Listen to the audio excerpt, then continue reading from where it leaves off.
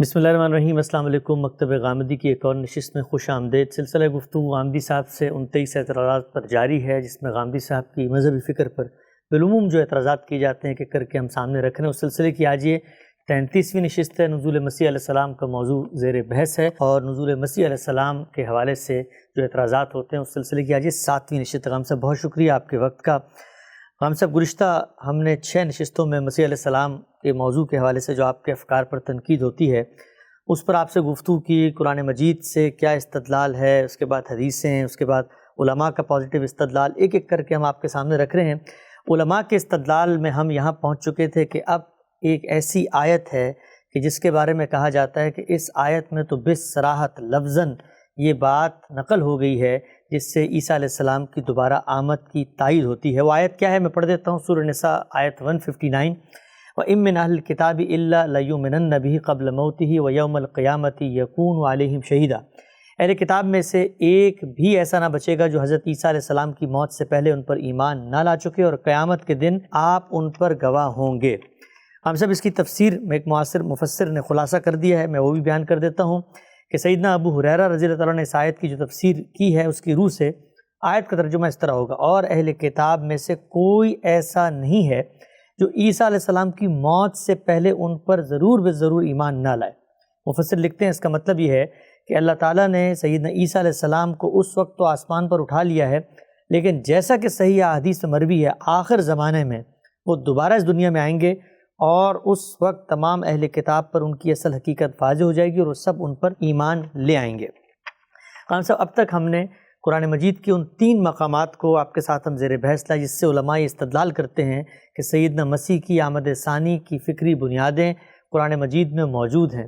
یہ وہ آخری آیت ہے کہ جس کے بارے میں کہا جاتا ہے کہ اب اس سے تو بات بالکل واضح ہو گئی جب آیت ہی کہتی ہے کہ عیسیٰ علیہ السلام کی موت سے پہلے تمام اہل کتاب ایمان لے آئیں گے، تو اس کا مطلب ہے کہ انہوں نے دوبارہ آنا ہے اور پھر اہل کتاب ایمان لائیں گے، کیونکہ اگر اہل کتاب سب کے سب ان پر ایمان لائیں گے تو یہ تو ممکن نہیں ہے کہ وہ دوبارہ نہ آئیں اور ایمان لے آیا جائے۔ تو اس آیت کے بارے میں آپ کیا کہتے ہیں؟ یہ ذرا اس طالب علم کو سمجھا دیجئے کہ سب اہل کتاب، تمام اہل کتاب میں سے کوئی نہیں ہے کہ کس طرح ایمان لائیں گے؟ جب آپ کہتے ہیں سب اہل کتاب، جب آپ کہتے ہیں تمام اہل کتاب، جب آپ کہتے ہیں اہل کتاب میں سے کوئی نہیں ہے، تو اہل کتاب تو صدیوں سے پیدا ہو رہے ہیں، صدیوں سے دنیا میں آ رہے ہیں، رخصت ہو رہے ہیں۔ رسالت مآب صلی اللہ علیہ وسلم کے زمانے میں بھی تھے، اس سے پہلے بھی تھے، قیامت سے پہلے بھی موجود ہوں گے۔ تو یہ کون سے اہل کتاب مراد ہیں جو ایمان لائیں گے؟ یعنی جب آپ تمام کا لفظ بولتے ہیں، سب کا لفظ بولتے ہیں، تو کس معنی میں بولتے ہیں؟ اچھا، دوسرا امکان یہ ہو سکتا ہے کہ آپ یہ کہیں کہ مخاطبین مراد ہے، یعنی رسالت مآب صلی اللہ علیہ وسلم جن سے بات کر رہے ہیں، قرآن مجید جن سے بات کر رہا ہے وہ مراد ہے۔ لا ریب زبان میں یہ اسلوب موجود ہے کہ بعض موقعوں کے اوپر ہم سب کو خطاب کرتے ہیں یا سب کا ذکر کرتے ہیں، اور بعض موقعوں پر اپنے مخاطبین تک ان کو محدود کر دیتے ہیں۔ یعنی اس کا مطلب یہ ہوتا ہے کہ ان اہل کتاب میں سے ہر ایک اس وقت جو ہمارے مخاطب ہیں، تو رسالت مآب صلی اللہ علیہ وسلم کے زمانے کے اہل کتاب سیدنا مسیح کی موت سے پہلے جیسے کہ سمجھا گیا ہے کس طرح ایمان لائیں گے؟ کیونکہ سیدنا مسیح ان دونوں امکانات کا ذرا اطلاق کر کے آپ مجھے بتا دیجئے کہ کیا مطلب ہے اس آیت کا۔ اگر سب اہل کتاب مراد ہیں تو کیا سب زندہ کیے جائیں گے؟ جس وقت سیدنا مسیح علیہ السلام دنیا میں آئیں گے، آسمان سے نازل ہوں گے جیسے کہ مانا جاتا ہے، تو سب اہل کتاب، تمام اہل کتاب میں سے ہر ایک، کوئی نہیں رہے گا۔ یہی ترجمہ کر رہے ہیں نا آپ؟ تو یہ ذرا مجھے بتا دیجئے اطلاق کر کے کس طریقے سے ایمان لائیں گے۔ اور اگر رسالت مآب صلی اللہ علیہ وسلم کے زمانے کے اہل کتاب مراد ہے تو وہ تو دنیا سے رخصت ہو چکے۔ تو اس زمانے کے اہل کتاب کیوں نہیں ہو سکتے کہ جب سیدنا مسیح تشریف لائے ہیں اس وقت جو اہل کتاب موجود ہے؟ یعنی یہ پھر آپ ہر اہل کتاب ترجمہ کیسے کرتے ہیں؟ تمام اہل کتاب ترجمہ کیسے کرتے ہیں؟ یعنی پھر بتا دیجئے نا۔ یہ قرآن مجید کے الفاظ ہیں، ان من اہل الکتاب، اہل کتاب میں سے ہر ایک۔ تو اہل کتاب میں سے ہر ایک جب آپ کہتے ہیں تو میں نے عرض کیا ہے کہ عربیت کی روح سے بلکہ دنیا کی ہر زبان میں 2 ہی امکانات ہیں۔ ایک یہ کہ اس وقت کے مخاطبین مراد ہیں، اور دوسرے یہ کہ ہر وہ شخص مراد ہے جس پر اہل کتاب کے لفظ کا اطلاق کیا جا سکے۔ اگر آپ زمانہ قبل قیامت کے اہل کتاب مراد لے رہے ہیں تو پھر اس کا ذکر ہونا چاہیے نا، پھر صاف الفاظ میں بیان کرنا چاہیے کہ اس وقت دنیا چل رہی ہے، زمانہ اسی طرح کروٹیں لے گا، اسی طرح صدیوں پر صدیاں گزریں گی، یہاں تک کہ اس زمانے کے اہل کتاب میں سے ہر ایک ایمان لے آئے گا۔ تو یہ ذرا مجھے سمجھا دیں کہ وہ کون سی تالیف ہے جس کی روح سے یہ مطلب اس میں سے نکالیں گے آپ؟ کیا سیاق میں کوئی ایسی بات ہے؟ سباق میں کوئی ایسی بات ہے؟ مدعا تقاضا کرتا ہے، لفظ تقاضا کرتا ہے، قرآن کا عرف تقاضا کرتا ہے، کیا چیز ہے؟ تو میں نے آپ سے عرض کیا کہ زبان کی روح سے امکانات ہی دو ہیں، یعنی یا ہر اہل کتاب مراد لیں گے جو پہلے تھا، جو اس وقت ہے، جو قیامت کے قریب پیدا ہوگا، اور یا رسالت مآب صلی اللہ علیہ وسلم کے زمانے کے اہل کتاب مراد لیں گے جن سے بات ہو رہی ہے۔ تو یہ تفسیر تو کسی طریقے سے بھی قابل قبول نہیں، جس طریقے سے اس کو بیان کیا جاتا ہے۔ اس وجہ سے اگر اس پر کوئی آپ کو اور بات کرنی ہے تو کر لیجئے، ورنہ میں آپ کو بتاتا ہوں کہ اس آیت کا مطلب کیا ہے، یہ کس سیاق پہ آئی ہے، اس میں اہل کتاب سے کیا مراد ہے، اور اس میں کن کے ایمان لانے کا ذکر ہو رہا ہے اور کس پر ایمان لانے کا ذکر ہو رہا ہے۔ اچھا ٹھیک ہے ہم صاحب، میں چاہتا ہوں کہ آپ اس آیت کی تحلیل کریں کہ ام من اہل الکتاب الا لیؤمنن بہ قبل موتہ، اس آیت سے پھر مراد کیا ہے؟ اگر وہ اہل کتاب بھی نہیں جو سیدنا مسیح کے دوبارہ آنے کے زمانے میں ہوں گے، وہ بھی نہیں کہ سب کے سب، چونکہ ممکن نہیں ہے کہ دوبارہ ان کو زندہ کیا جائے گا، اور وہ ہو نہیں سکتے جو رسول اللہ صلی اللہ علیہ وسلم کے زمانے میں، اس لیے کہ اس وقت تو مسیح علیہ السلام آئے نہیں، تو پھر اس آیت سے مراد کیا ہے؟ سب سے پہلے یہ سمجھیے کہ اس غلطی کے لگنے کی وجہ کیا ہوئی ہے۔ اچھا، آخر اہل علم کو یہ غلطی لگی ہے نا، اس کے بالکل قریب سیدنا مسیح علیہ السلام کا ذکر ہوا ہے۔ اس سے پیچھے سیدنا مسیح علیہ السلام کے بارے میں یہ بیان کیا جا رہا ہے کہ نہ ان کو قتل کیا گیا، نہ ان کو صلیب دیا گیا، بلکہ اللہ نے انہیں اپنی طرف اٹھا لیا۔ ٹھیک، ظاہر ہے کہ پیچھے ان کا ذکر ہے، تو جیسے ہی پیچھے ان کے ذکر کو لوگ دیکھتے ہیں اور آگے اس آیت کو پڑھتے ہیں تو اس سے مراد لے لیتے ہیں کہ سیدنا مسیح علیہ السلام، ان پر ایمان لانا، ان کا قیامت دن گواہی دینا، یہ زیر بحث ہے۔ یہاں تو ضمیریں استعمال ہوئی ہیں نا، سیدنا مسیح علیہ السلام کا نام نہیں ہے، یہاں نام تو پیچھے آ گیا ہے ان کا، کیونکہ قریب میں نام ان کا موجود ہے، تو اس وجہ سے فوری طور پر اس جانب خیال ہوتا ہے۔ ٹھیک، اس مقام پر، جس مقام پر یہ آیت آئی ہے، اگر آپ تدبر کریں گے تو آپ کو معلوم ہوگا کہ یہاں قرآن مجید کا اسلوب بالکل مختلف ہے۔ یعنی یہاں صورت یہ ہے کہ سورہ نساء کے آخر میں کچھ سوالات اور کچھ مطالبات کا جواب دیا جا رہا ہے۔ ٹھیک، ان میں سے ایک مطالبہ سامنے آیا ہے، جیسے ہی وہ مطالبہ سامنے آیا ہے تو وہ مطالبہ ایسا بیہودہ تھا کہ اس پر اللہ کے غضب کا اظہار ہوا۔ اچھا، اس غضب کے اظہار میں ان کی فرد قرارداد جرم زیر بحث آ گئی۔ جیسے ہی ان کی فرد قرارداد جرم زیر بحث آئی ہے تو ایک ایسا اسلوب وجود میں آ گیا ہے کہ جس میں گویا ایک بات کے بعد دوسری بات اللہ تعالیٰ کرتے جا رہے ہیں، اس کے بیچ میں اصل بات نمایاں ہوتی ہے۔ اچھا، اب اس اسلوب کو نہ سمجھنے کی وجہ سے کہ یہاں بات اصل میں کہاں سے شروع ہوئی، اللہ تعالیٰ کے غضب کے اظہار کے نتیجے میں کیا چیزیں زیر بحث آ گئیں، اصل مدعا کیا ہے، اس اسلوب کو نہ سمجھنے کی وجہ سے یہ غلط فہمی پیدا ہو گئی، اور اس کے بعد پھر جب وہ غلط فہمی پیدا ہو گئی اور ہم نے اس کی یہ تفسیر کر دی کہ سیدنا مسیح پر ایمان لانا پیش نظر ہے، تو یہ سارے سوالات پیدا ہو گئے جو میں نے آپ کے سامنے رکھ دیے ہیں۔ یعنی اب سارے اہل کتاب کو لائیے تاکہ وہ ایمان لائیں، رسالت مآب صلی اللہ علیہ وسلم کے زمانے کے اہل کتاب کو لائیے تاکہ وہ ایمان لائیں۔ یہ سب سوالات اس لیے پیدا ہو گئے کہ ایک غلط تعبیر اختیار کر لی گئی۔ ٹھیک، تو میں آپ سے عرض کرتا ہوں کہ اس میں اسلوب کیا ہے، اس کو استاد امام نے واضح کیا ہے۔ تدبر قرآن میں وہ بیان کرتے ہیں کہ اس پورے رکوع میں، یا یہ جو سلسلہ بیان ہے، اس میں اسلوب کیا ہے۔ وہ لکھتے ہیں اس پورے رکوع میں بلاغت کا یہ اسلوب قابل توجہ ہے کہ بنی اسرائیل کے جرائم کی ایک طویل فہرست تو سنا دی گئی ہے۔ سیدنا مسیح علیہ السلام کو انہوں نے قتل نہیں کیا، انہوں نے ان کو صلیب نہیں دی، انہوں نے اس معاملے میں جھوٹ بولا ہے یا غلط فہمی میں مبتلا ہوئے ہیں، یہ جو فرد قرارداد جرم ہے یہ اسی کا حصہ ہے۔ اس پورے رکوع میں بلاغت کا یہ اسلوب قابل توجہ ہے کہ بنی اسرائیل کے جرائم کی ایک طویل فہرست تو سنا دی گئی ہے، لیکن الفاظ میں یہ بات واضح نہیں کی گئی کہ اس فہرست کے سنانے سے مدعا کیا ہے۔ جرائم کی فہرست کے بیچ میں ایک جملہ معترضہ آ گیا ہے، اور اس کے ختم ہوتے ہی پھر ان کے جرائم کے بیان کا سلسلہ شروع ہو گیا۔ اچھا، اس کے بعد اقتضائے کلام سے ایک اور طویل جملہ معترضہ آ گیا ہے، اور اس کے بعد ہوتے ہی پھر فہرست جرائم شروع ہو گئی۔ ٹھیک، یہ اسلوب بیان، جیسا کہ ہم نے تمہید میں اشارہ کیا متکلم کے زور بیان اور جوش، سامع کی ذہانت اور ہوش، دعوے کی قوت اور وضاحت اور فیصلے کے مستغنی عن البیان ہونے کو ظاہر کرتا ہے۔ یعنی یہ اسلوب کب اختیار کیا جاتا ہے؟ جب متکلم زور بیان کے ساتھ گویا ایک ابلتے ہوئے چشمے کی طرح گفتگو کر رہا ہوتا ہے، جب اس میں غیر معمولی جوش ہوتا ہے، جب اسے اطمینان ہوتا ہے کہ سامع اس بات کو ذہانت اور ہوش پوش سے سمجھ لے گا، پھر دعوے میں بڑی قوت ہوتی ہے، وضاحت، فیصلہ، ایسا فیصلہ ہے کہ اس کو بیان کی حاجت نہیں ہے۔ تو جب یہ چیز کسی کلام میں پیدا کی جاتی ہے یا ہو جاتی ہے تو یہ اسلوب اختیار کیا جاتا ہے۔ خطبائے عرب کے خطبات میں اس کی نہایت عمدہ مثالیں ملتی ہیں، قرآن میں بھی آگے اس کی نہایت بلیغ مثالیں آئیں گی۔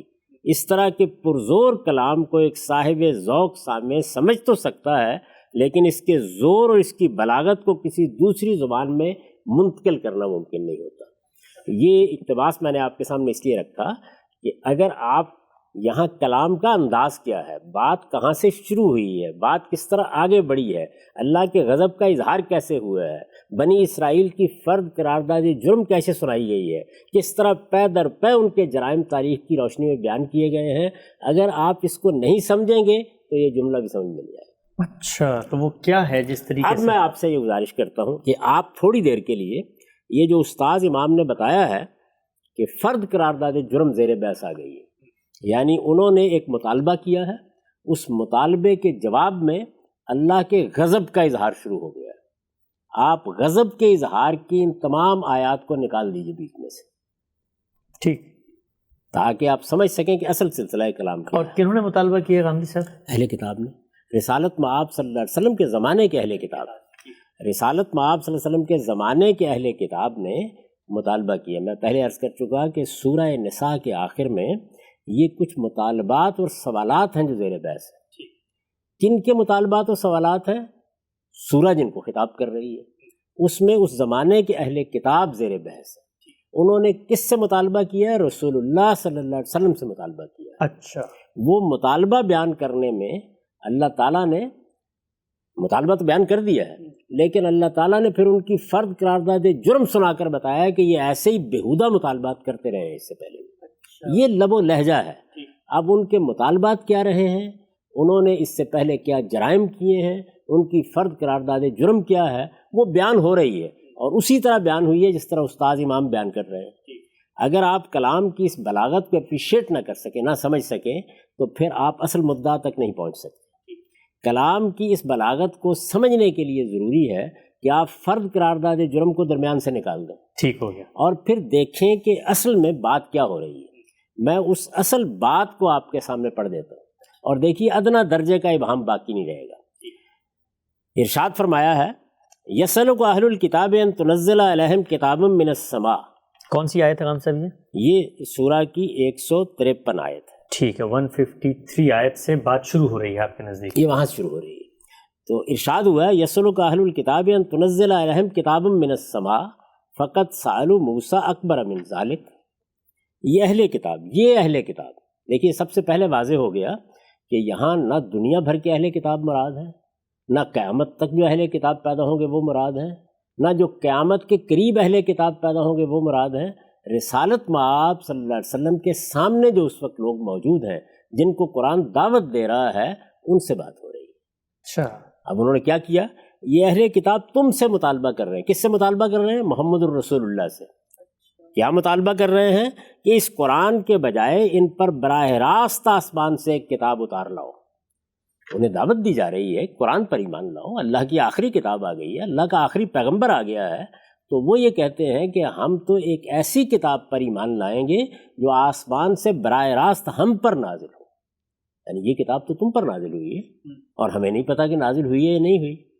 اگر کوئی کتاب اللہ تعالیٰ کی طرف سے ہم پر نازل ہوتی ہے آسمان سے تو ہم اس پر ایمان لائیں گے۔ یہ مطالبہ واضح ہو گیا۔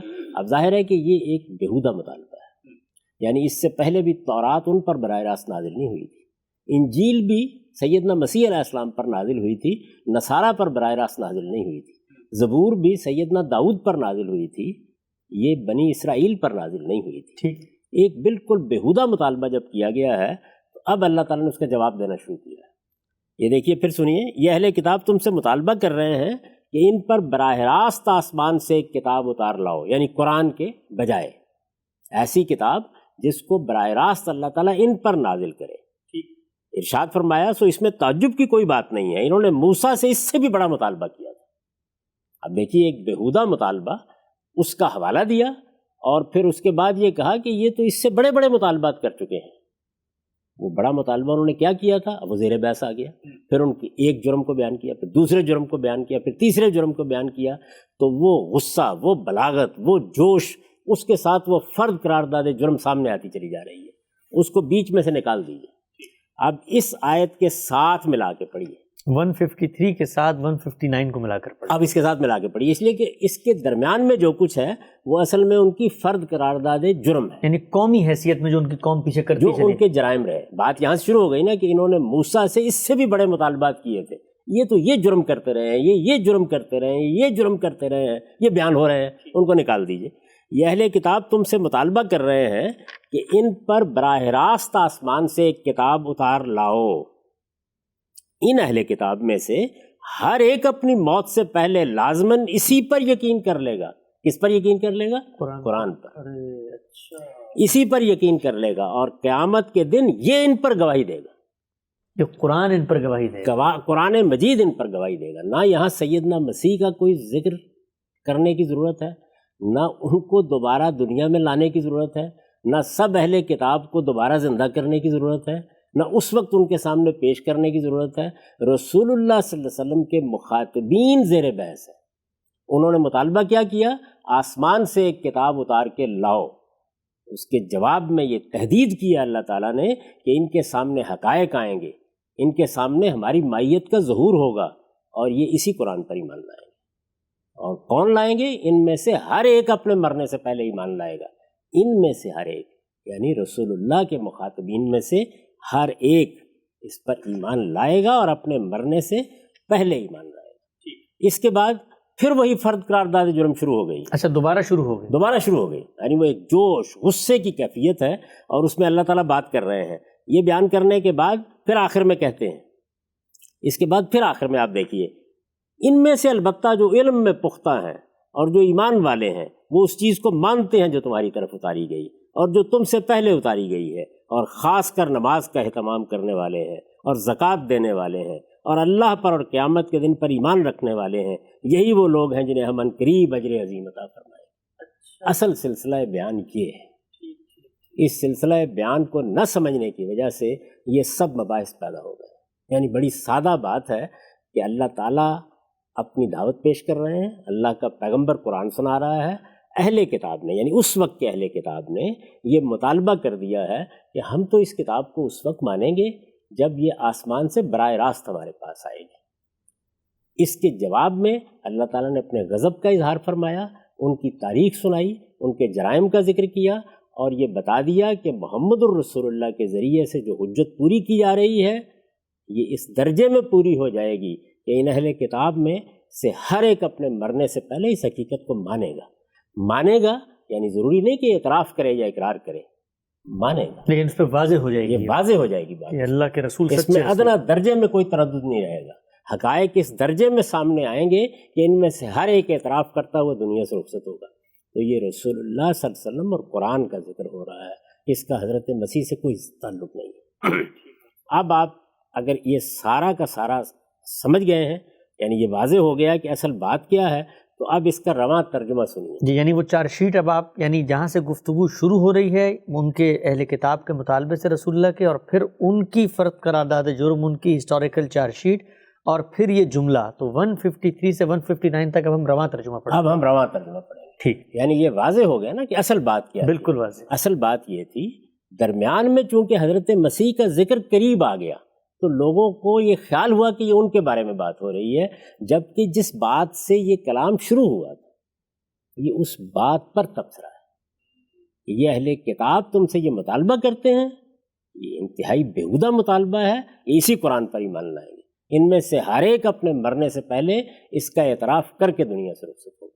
تو اس وقت کے اہل کتاب رسول اللہ پر ایمان، قرآن پر ایمان زیر بحث ہے، اس کا کوئی تعلق حضرت مسیح سے نہیں ہے، قریب میں ذکر آ گیا ہے تو اس وجہ سے لوگوں نے دیکھا ہی نہیں کہ اصل سلسلہ کلام کیا تھا، بات کہاں سے شروع ہوئی ہے اور کہاں تک پہنچ رہی ہے۔ تو میں نے اس کو نکال کے سب سے پہلے آپ کو بتا دیا ہے تاکہ آپ یہ جان لیں کہ اصل بات اس طرح ہے۔ اب اس کو رواں سن لیجئے۔ یہ اہل کتاب تم سے مطالبہ کر رہے ہیں کہ اس قرآن کے بجائے ان پر براہ راست آسمان سے ایک کتاب اتار لاؤ۔ سو اس میں تعجب کی کوئی بات نہیں ہے۔ انہوں نے موسیٰ سے اس سے بھی بڑا مطالبہ کیا تھا۔ انہوں نے مطالبہ کیا تھا کہ ہمیں خدا کو سامنے دکھاؤ، تو ان کی سرکشی کے باعث ان کو کڑک نے آ لیا تھا۔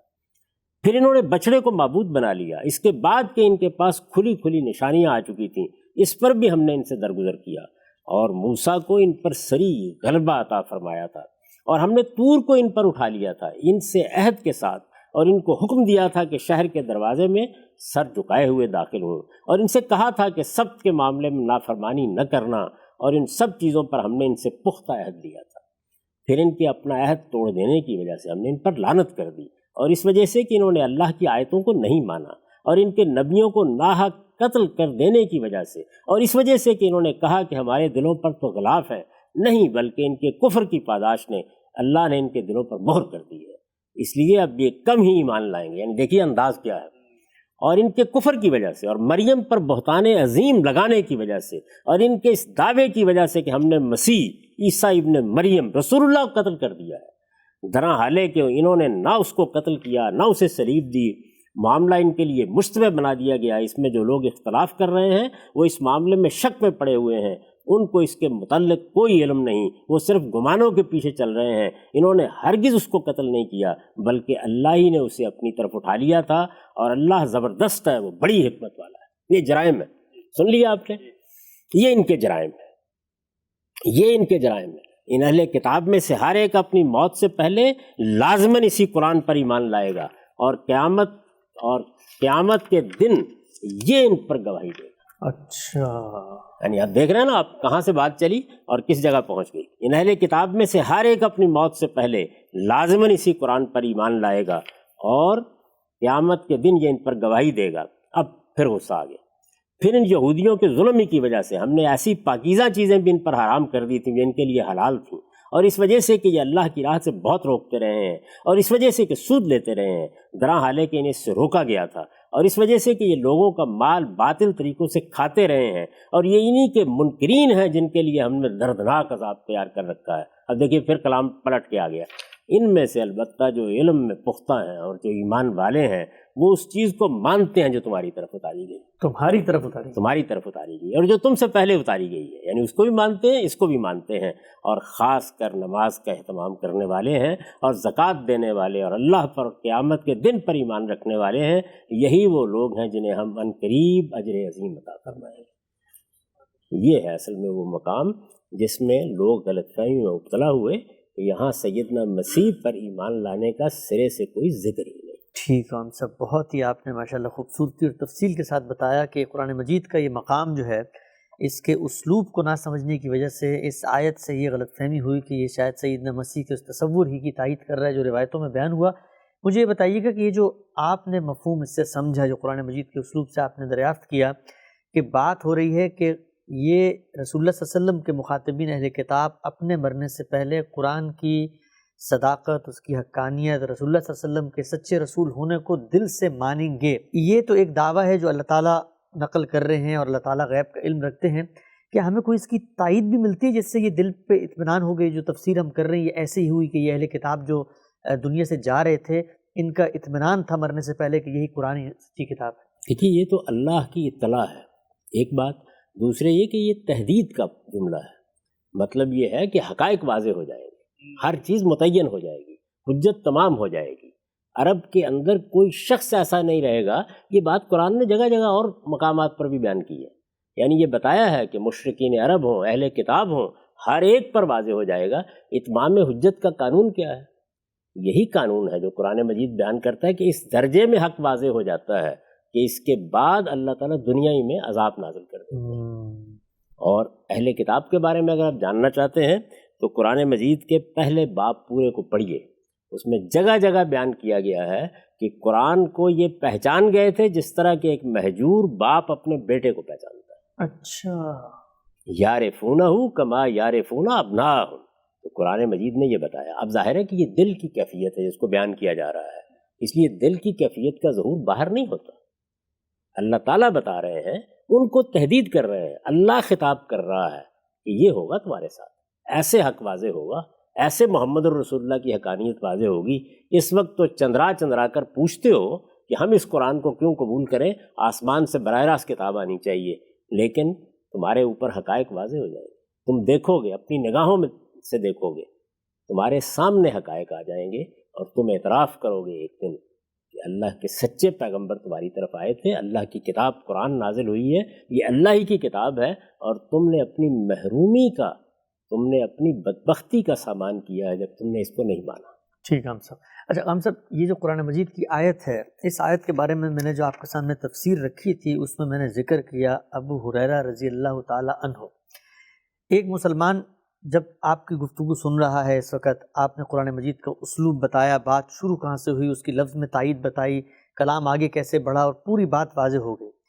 کہا یہ جاتا ہے کہ یہ جو قرآن کی آیت ہے اس کے اوپر تو اجماع ہے، یعنی جس وقت یہ نازل ہوئی اس وقت سے آج تک جتنے اہل علم، علماء، مفسرین قرآن مجید کو سمجھ رہے ہیں، ان کا اس بات پر قطعی اتفاق اور اجماع ہے کہ یہاں اس آیت میں مسیح علیہ السلام کی دوبارہ آمد زیر بحث ہے، اور اہل کتاب سے مراد تمام اہل کتاب سیدنا مسیح پہ ایمان لے آئیں گے.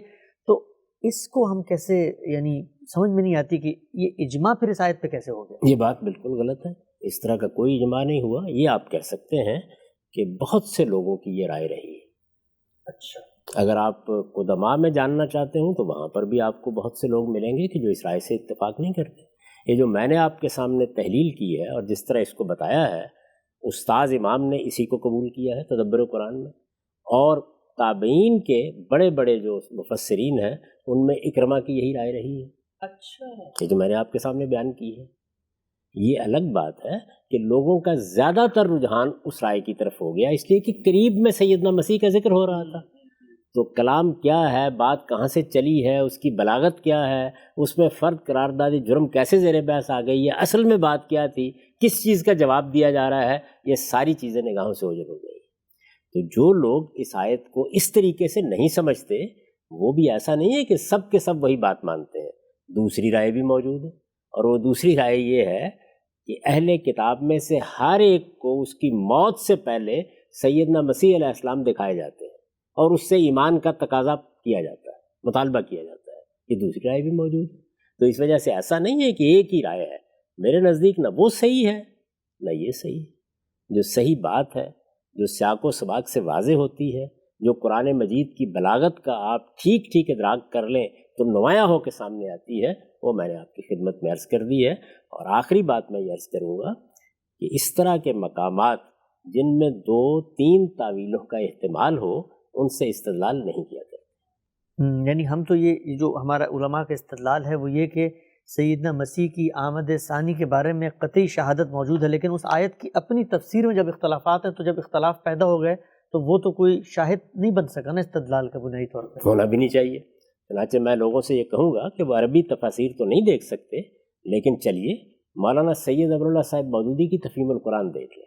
اچھا، اسی آیت کو نکالیں اور نکال کر دیکھیں، انہوں نے وہ دونوں آراء بیان کر دی اور ان تمام مفسرین کے نام بھی لکھ دیے ہیں جو دوسری رائے کے حامل ہیں، اور یہ بھی بتا دیا ہے کہ اس کے بارے میں کوئی حتمی بات ہم نہیں کہہ سکتے. یعنی اس پر اطمینان نہیں ہوا لوگوں کا کہ اس رائے کو قبول کرنا ہے یا اس کو قبول کرنا ہے. زیادہ تر لوگوں نے البتہ اس رائے کو قبول کر لیا، اور اس لیے قبول کر لیا کہ ہمارے ہاں نزول مسیح کا عقیدہ بن گیا ہوا تھا. بہت سی روایات جس طرح کہ ہم پیچھے دیکھ چکے ہیں اس میں یہ بات آ گئی تھی. یہاں قبل موت ہی کے الفاظ آ گئے، قریب میں سیدنا مسیح علیہ السلام کا ذکر تھا، فوری طور پر یہ خیال کیا گیا کہ یہی بات درست ہے. تو دوسری رائے بھی موجود تھی اور یہ تیسری رائے بھی موجود تھی. تو میں نے آپ کو بتایا کہ تیسری رائے ہی صحیح رائے ہے، یہی سیاق و سباق کے مطابق ہے. اور قرآن مجید میں پہلا فیصلہ لفظ کرے گا، لفظ سے فیصلہ نہ ہو تو تالیف جملہ کرے گی، اس سے فیصلہ نہ ہو تو پھر آپ سیاق و سباق اور نظم کو دیکھیں گے. تو سیاق و سباق میں یہ بات یہاں سے شروع ہوئی ہے کہ یہ اہل کتاب جو اس وقت موجود ہیں، یہ تم سے مطالبہ کر رہے ہیں کہ آسمان سے کتاب لا کے لاؤ، ہم اس پر ایمان لائیں گے. یہ اسی کتاب کو مرنے سے پہلے مان کر دنیا سے رخصت ہوں گے. یہ اصل میں غضب ناکی کا اسلوب ہے جس میں یہ بات کہی گئی. ٹھیک ٹھیک، ہم سب بہت ہی آپ نے تفصیل سے بیان کیا اس آیت کے بارے میں. آگے بڑھتے ہیں اس سلسلے کو لے کر. یہ بتائیے گا کہ کہا یہ جاتا ہے کہ جو اہل کتاب ساتھ مآب صلی اللہ علیہ وسلم کے عہد میں موجود تھے ان کا بھی یہ عقیدہ نقطہ نظر یقین تھا کہ سیدنا مسیح نے دوبارہ آنا ہے. قرآن مجید ان کے باطل عقائد کی تردید کرتا ہے. انہوں نے مریم علیہ السلام پر جو بہتان ترازا اس کی تردید کرتا ہے، مسیح علیہ السلام کی حقانیت کو واضح کرتا ہے، ان کے قتل کے بارے میں جو ان کا نقطہ نظر تھا اس کو واضح کرتا ہے. سوال میرا آپ سے یہ ہے کہ قرآن مجید مسیحیوں کے اس باطل عقیدے کے سیدنا مسیح نے دوبارہ تشریف لانا ہے، اس کی قرآن میں باللفظ بالصراحت کس آیت میں تردید کرتا ہے؟ اس کی تردید کی اس کے بعد کیا ضرورت رہ گئی جب قرآن مجید نے یہ بیان کر دیا کہ ہم نے وفات دیں گے؟ یعنی یہ سارا عقیدہ تو اصل میں ان کے زندہ آسمان پر اٹھا لیے جانے سے پیدا ہوا ہے. جب قرآن مجید نے صراحت کے ساتھ یہ بیان کر دیا کہ ہم نے فیصلہ کیا ہے کہ ہم وفات دیں گے، وفات کے بعد ان کے جسد مبارک کو بھی اٹھا لے جائیں گے، ان کو اس نجاست سے الگ کر لیں گے اور قیامت تک ان کے ماننے والوں کو بالادست رکھیں گے. یہ ساری بات بیان کر دی گئی. تو جب بات کی ابتدا وفات سے ہوئی تو بنیاد ہی ختم ہو گئی. تو قرآن مجید کا یہ طریقہ نہیں ہے کہ وہ اس طرح سے باتیں بیان کرتا ہے، یعنی وہ حقیقت کو اس طرح نمایاں کر دیتا ہے کہ ایک ایسا آدمی جو حقیقت کا سچا طالب ہو اس پر بات واضح ہو جاتی ہے. تو قرآن مجید نے تو کفارے کے عقیدے کی بھی تردید اس طریقے سے نہیں کی، نسخ شریعت کا عقیدہ بھی اس طریقے سے زیر بحث نہیں آیا. یہی طریقہ اختیار کیا ہے کہ یہ بتا دیا کہ سیدنا مسیح علیہ السلام کیا کرنے کے لیے آئے تھے. اب مثال کے طور پر نسخ شریعت کا عقیدہ ہے، سب مسیحی اس کو اپنائے ہوئے ہیں. ایک طریقہ یہ ہے کہ آپ یہ کہیں کہ یہ طریقہ غلط ہے، یہ عقیدہ صحیح نہیں ہے. دوسرا طریقہ کیا ہے کہ سیدنا مسیح علیہ السلام تو تورات کو پورا کرنے کے لیے آئے. وہ تو تورات ہی کی شریعت کو لوگوں کے سامنے رکھ رہے تھے، وہ تو لوگوں کو تورات کی تعلیم دے رہے تھے. تو ظاہر ہے کہ تردید ہو گئی. تو قرآن مجید سے جو لوگ واقف ہیں وہ یہ جانتے ہیں کہ اس میں تردید کے طریقے کیا ہوتے ہیں. اللہ تعالیٰ نے یہ بات جب بتا دی کہ سیدنا مسیح علیہ السلام کو ہم نے وفات دی اور اس کے بعد اٹھایا ہے، تو وہ بنیاد ختم ہو گئی جس پر یہ سارا عقیدہ موجود تھا. ٹھیک، آگے بڑھتے ہیں. ہم سب ایک عقلی اشکال اور سوال پیش کیا جاتا ہے سیدنا مسیح کی آمد ثانی کے حوالے سے، وہ یہ کہ تمام انبیاء کی آپ تاریخ دیکھیں، تمام انبیاء کی دنیا میں آمد کی اسکیم دیکھیں تو اس میں ایک شخص پیدا ہو رہا ہے، ایک شخص رخصت ہو رہا ہے. پیدائش بھی اس کی جس طریقے سے نارمل ماں باپ کے یہاں پیدائش ہوتی ہے ویسے ہوتی ہے. مسیح علیہ السلام کی پوری شخصیت، ان کی پوری دنیا میں آمد کی اسکیم آپ کی جو نارمل روٹین کا ایک ٹرینڈ ہوتا ہے اس سے ہٹ کے ہے. تو سب سیدنا مسیح کو اللہ تعالیٰ نے بن باپ کے پیدا کیا ہے اور ان کے بارے میں کوئی بھی کام، وہ مردوں کو زندہ کر رہے ہیں، مریضوں کو ٹھیک کر رہے ہیں، ایسے معجزات ان کو دیے ہیں اور ان کے ذریعے سے کہا ہے کہ اب قیامت تک ایک قوم پر عذاب آئے گا. تو ہر چیز نارمل انبیاء کی اسکیم سے ہٹ کے ہے. تو پھر یہ بات تو عقل زیادہ تائید کرتی ہے اس کی کہ ان کی موت یا ان کی دوبارہ آمد کا معاملہ بھی عام انبیاء کی جو اسکیم ہے اس سے ہٹ کے ہونا چاہیے. ایسا ہی ہوا ہے، ہٹ کے ہی ہوا ہے. یعنی وفات ہوئی ہے اور اس کے بعد کسی کو بھی نہیں معلوم کہ ان کا جسم کہاں گیا. اللہ تعالیٰ کے فرشتے لے گئے، اللہ تعالیٰ نے ہاتھ بھی نہیں لگانے دیا. تو یہاں بھی ایک غیر معمولی معاملہ ہوا ہے. اس غیر معمولی معاملے کو اسی طرح ماننا چاہیے جس طرح قرآن بیان کرتا ہے. تو قرآن مجید نے پوری بات واضح کر دی. انی متوفیک ورافعک الیہ. اللہ تعالیٰ نے جس طریقے سے سب کو وفات دی، یہ طریقہ تو ان کے بارے میں نہیں اختیار کیا. عام طور پر تو یہ ہوتا ہے نا کہ وفات ہوتی ہے، لوگوں کے سامنے ہوتی ہے. رسالت مآب صلی اللہ علیہ وسلم کی وفات ہوئی ہے، ہم یہ جانتے ہیں کہ سیدہ عائشہ کی آغوش میں ہوئی ہے، سب لوگوں نے اسے دیکھا ہے. اس کے بعد صحابہ نے مل کر تدفین کی، جنازہ پڑھا گیا ہے. یہ سب ہوا ہے نا. اس سے پہلے انبیاء علیہ السلام کے ساتھ بھی یہی ہوتا رہا ہے. سیدنا مسیح کے معاملے میں ان سے کچھ بھی نہیں ہوا. اللہ نے بتایا ہے کہ ہم نے ان کو وفات دی ہے اور اللہ نے بتایا ہے کہ ہم ان کا جسم اپنے پاس لے گئے ہیں. اپنے پاس لے گئے ہیں، میں یہ عرض کر رہا ہوں کہ اس کے لیے یہ ماننا ضروری نہیں کہ آسمان پر لے گئے ہیں. یعنی فرشتوں نے اس کو اٹھایا اور جہاں انہوں نے مناسب سمجھا ان کی تدفین کر دی. لوگوں کے ہاتھ نہیں آ سکا. تو یہ بھی ایک غیر معمولی معاملہ ہے. ان کی پیدائش غیر معمولی ہے، ان کے معجزات غیر معمولی ہیں، ان کی قوم کے ساتھ جو معاملہ ہوا وہ غیر معمولی ہے، ان کی دینونت کا ظہور جس طریقے سے ہوا وہ غیر معمولی ہے، ان کا دنیا سے جانا بھی غیر معمولی. جس طرح اللہ نے بتایا ہے غیر معمولی ہے اس طرح مانیے، اپنے ذہن میں کوئی بات رکھ کر آپ کہیں کہ ایسا غیر معمولی ہونا چاہیے۔ ٹھیک ٹھیک۔ اچھا غام صاحب، آخری ہم سلسلے کی طرف بڑھتے ہیں، اس کے بعد ہم آئیں گے اس اصل بات کی طرف جو آپ نے پہلی نشست میں جس کو کہتے ہیں یہ بیان کیا تھا کہ یہ روایات کیسے اتنی پھیل گئیں، کیسے ان کا شیوع ہوا اور یہ کیسے مسلمان امت کے اندر ایک رائج نقطہ نظر ہے۔ اس سے پہلے مجھے یہ بتائیے گا کہ کہا یہ جاتا ہے، ایک عقلی اور اشکال پیش کیا جاتا ہے کہ قرآن مجید میں جب سیدنا مسیح کا ذکر ہوا یہیں پر سورہ آل عمران کے اندر، اور کہا کہ ان کے ماننے والوں کو نہ ماننے والوں پر قیامت تک غلبہ دیا جائے گا، تو عقلی سوال یہ اٹھایا جاتا ہے کہ نہ ماننے والے تو یہود تھے، اور یہود تو آج ہمیں دنیا میں ہر جگہ پہ غالب نظر آتے ہیں، اکانومی ان کے ہاتھ میں، بینکنگ سسٹم ان کے ہاتھ میں، پھر پاور، اور اب تو وہ ایٹمی طاقت بھی بن گئے۔ تو یہ جس عذاب کی نوید سنائی گئی ہے، تو اگر سیدنا مسیح دوبارہ نہیں آئے تو یہ عذاب تو کہیں نافذ ہوا نظر ہی نہیں آتا۔ اللہ تعالیٰ کی کتاب کو دوبارہ کھولیے اور اس آیت کو پڑھیے، اس میں الفاظ یہ ہیں کہ جاعل الذین اتبعوک فوق الذین کفروا الی یوم القیامہ، یعنی سیاسی بالادستی حاصل ہوگی۔ اچھا، معیشت آپ کے ہاتھ میں ہے، ادارے آپ کے ہاتھ میں ہیں، یہ نہیں بیان کیا جا رہا، بیان یہ کیا جا رہا ہے کہ سیاسی لحاظ سے سیدنا مسیح کے ماننے والے بالادست رہیں گے ان کے اوپر۔ تو یہ بالادستی تو آپ پوری تاریخ کا مطالعہ کر لیں، ہمیشہ رہی ہے، اس وقت بھی پوری طرح موجود ہے۔ ان کا اس وقت جیسا کچھ بھی ملک وجود میں آیا ہے وہ انہی کی عنایت سے وجود میں آیا ہے۔ برطانیہ عظمیٰ نے اس کے لیے تحریک پیدا کی۔ اس وقت کی بڑی طاقتیں سب کی سب مسیحی ہیں، انہی لوگوں نے سرپرستی کی۔ اس وقت بھی اگر کوئی سرپرستی کر رہا ہے تو وہ امریکہ یا یو ایس کر رہا ہے، تو وہ اسی سرپرستی میں زندہ ہے، انہی کے تحت زندہ ہے۔ بالادستی انہی کی قائم ہے، بالادستی میری قائم ہے میرے گھر پر۔ یہ ہو سکتا ہے کہ آپ کو معلوم ہو کہ میں نے ایک چوکیدار رکھا ہوا ہے، وہ بہت دخیل ہو گیا گھر کے معاملات میں جب چاہوں گا اس کی گردن میں روڑ دوں گا، اس کو باہر نکال دوں گا۔ تو یہ بالادستی سیاسی بالادستی ہے، تو وہ آدمی اندھا ہوگا جس کو یہ نظر نہیں آ رہی ہے، وہ موجود ہے، پوری قوت کے ساتھ موجود ہے، اور وہ فوراً بعد ہی قائم ہونے کے آثار پیدا ہو گئے۔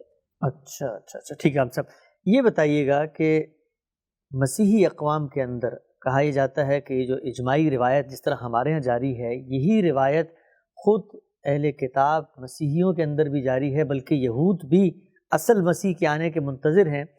بائبل سے استدلال کیا جاتا ہے اور کہا جاتا ہے کہ جس طریقے سے آپ قرآن مجید کی بعض آیات ہم نے پیش کی آپ کے سامنے، آپ نے ان کا اصل مدعا واضح کیا، بائبل کے اندر بھی لفظاً صراحت ہے کہ سیدنا مسیح نے دوبارہ آنا ہے، اور آپ بہت زور دیتے ہیں اور یہ کہتے ہیں کہ یہ اللہ ہی کی کتابیں ہیں، ان کا مطالعہ کرنا چاہیے، ان کے اندر اللہ کا الہام موجود ہے۔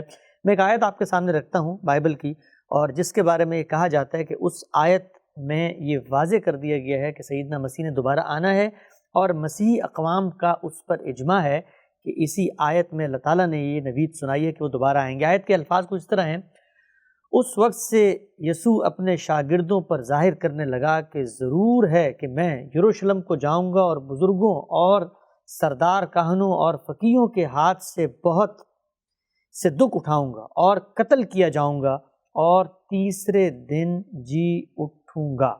تو جب بائبل میں بھی اس کی صراحت آتی ہے، روایات میں بھی آتی ہے، قرآن مجید کی تو تردید ہو گئی، روایات پہ آپ نے اشکالات پیش کر دی، اس پر اصل نقطہ نظر کیا وہ آئے گا، مجھے بتائیے گا کہ پھر بائبل میں یہ بات کیسے آ گئی؟ یہاں تو جو آپ نے پڑھا ہے اقتباس یہ بیان کیا گیا کہ جی اٹھوں گا، جی، اس سے زیادہ کوئی بات بیان نہیں کی گئی۔ اور بائبل کو اگر آپ پڑھیں تو اس سے معلوم ہوتا ہے کہ سیدنا مسیح کو ان کے حواریوں نے دیکھا، ان سے بات بھی کی، وہ کب اٹھائے گئے، کیا معاملہ ہوا ان کے ساتھ، کیسے ان کی وفات ہوئی، اس کی تفصیلات بائبل بیان نہیں کرتی۔ اللہ تعالیٰ نے قرآن مجید میں پہلی تنبیہ اس کے اوپر کی کہ ان کی وفات ہوئی، انہیں ہمارے فرشتے لے گئے، تم جو یہ خیال کر رہے ہو کہ ان کو صلیب دی گئی یا انہیں قتل کیا گیا، یہ بے معنی بات ہے، معاملہ تم پر مشتبہ کر دیا گیا، تم صرف گمانوں کی پیروی کر رہے ہو، حقیقت ہم تم کو بتاتے ہیں۔ یہ ایک بات۔ اس کے بعد اس میں کوئی شبہ نہیں ہے کہ بعض مواقع پر یہ تعبیر آئی ہے کہ میں آؤں گا، میں آؤں گا، میں تمہارے پاس اس نسل کے گزرنے سے پہلے پہلے آؤں گا۔ اچھا، یہ بھی آیا بائبل میں؟ یہ بائبل میں ہے، بہت سی جگہوں پر ہے، یہ بات انہوں نے بیان کی۔ اس آؤں گا کو مسیحی علم کلام کے ماہرین سمجھ نہیں سکے۔ اچھا، یعنی اللہ تعالیٰ نے قرآن مجید میں بھی اور بائبل میں بھی بعض ایسے اسالیب اختیار کی ہیں، بائبل سے میری مراد بائبل کے وہ صحائف جن میں اللہ تعالیٰ کا کلام ہے۔ بائبل تو مجموعی حیثیت سے تاریخ ہے پوری کی پوری، لیکن اس میں صحائف ہے، یعنی تورات اس کا ایک حصہ ہے، انجیل اس کا ایک حصہ ہے، انبیاء کے صحائف اس کا حصہ ہے۔ اس میں ایک تعبیر استعمال ہوتی ہے، میں یہ عرض کر دوں کہ جس طرح بھی میں نے قرآن مجید کے بارے میں بتایا کہ اس کی بلاغت کی کچھ اسالیب ہیں، بات کرنے کا ایک انداز ہے، تو ایک تعبیر اس میں آتی ہے کہ اللہ آئے گا۔ یہ تعبیر قرآن میں بھی استعمال ہوئی ہے۔ قرآن مجید کی سورہ حشر میں دیکھیے، حتی یاتی ربک، عطا ربک، تیرا رب آ گیا، یہ اللہ کے عذاب کی تعبیر ہوتی ہے، یعنی اللہ آئے گا اور آ کر ان کی بنیادیں اکھاڑ دے گا۔ تو اللہ کا آنا یا یہ کہنا کہ یہاں تک کہ تیرا رب آ جائے، تو یہ در حقیقت اللہ تعالیٰ کے جلال کا ظہور ہے، جس کو الہامی صحائف میں اس طریقے سے بیان کیا جاتا ہے۔ سیدنا مسیح علیہ السلام کے بارے میں ہم جانتے ہیں کہ وہ اللہ کے رسول تھے، اللہ کے رسول کی حیثیت سے انہوں نے حجت تمام کر دی۔ ان کے بارے میں یہ فیصلہ ہو گیا کہ جو کچھ انہوں نے کہنا ہے کہہ دیا، لیکن قوم ماننے کی بجائے خود ان کے قتل کے در پہ ہو گئی۔ جتنے بھی اس زمانے کے مذہبی پیشوا تھے، خود وہ اس بات کی تحریک کر کے اٹھ کھڑے ہوئے کہ رومی ان کو صلیب دے دے۔ اللہ تعالیٰ کا قانون قرآن میں یہ بیان ہوا ہے کہ جب کوئی قوم اپنے پیغمبر یا اپنے رسول کے بارے میں اس جگہ پہنچ جاتی ہے تو اللہ تعالیٰ اس قوم کا فیصلہ سنا دیتے ہیں۔ وہ فیصلہ سنا دیا گیا، اور فیصلہ سناتے وقت ظاہر ہے سب سے پہلی چیز کیا ہے؟ قوم پر عذاب آئے۔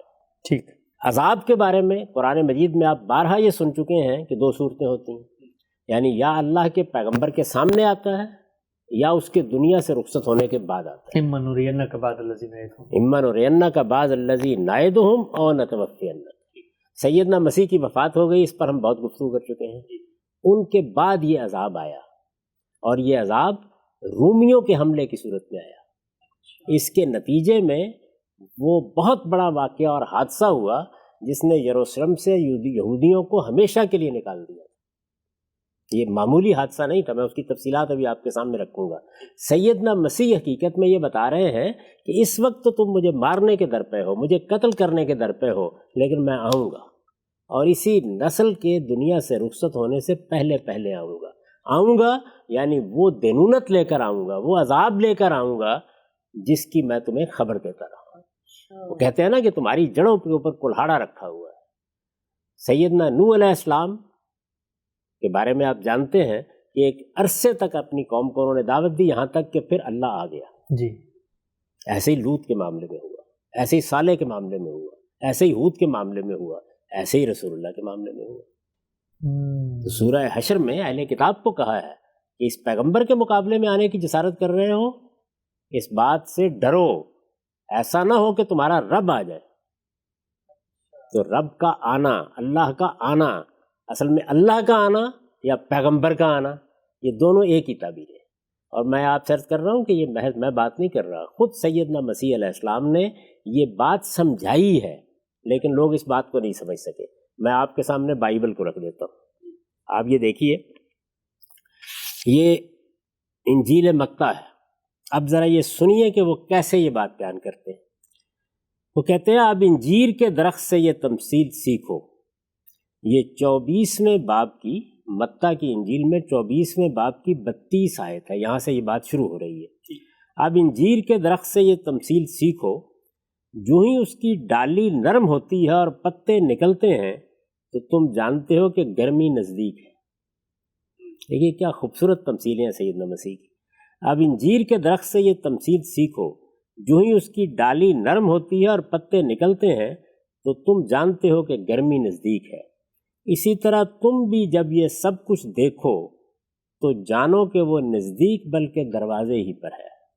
میں تم سے سچ کہتا ہوں کہ جب تک یہ سب کچھ نہ ہو لے، یہ پشت گزر نہ جائے گی، آسمان اور زمین ٹل جائیں گے مگر میری باتیں ہرگز نہ ٹلیں گی۔ اچھا، یعنی وہ بیان یہ کر رہے ہیں کہ میں نے تمہیں جو اللہ کی دینونت کے ظہور کی خبر دی ہے، تمہیں جو بتایا ہے کہ میرے انکار کے نتیجے میں عذاب آئے گا، وہی عذاب آئے گا جو نوح کی قوم پر آیا تھا، وہی عذاب آئے گا کہ جو ہود کی قوم پر آیا تھا، میری یہ بات نہیں ٹل سکتی۔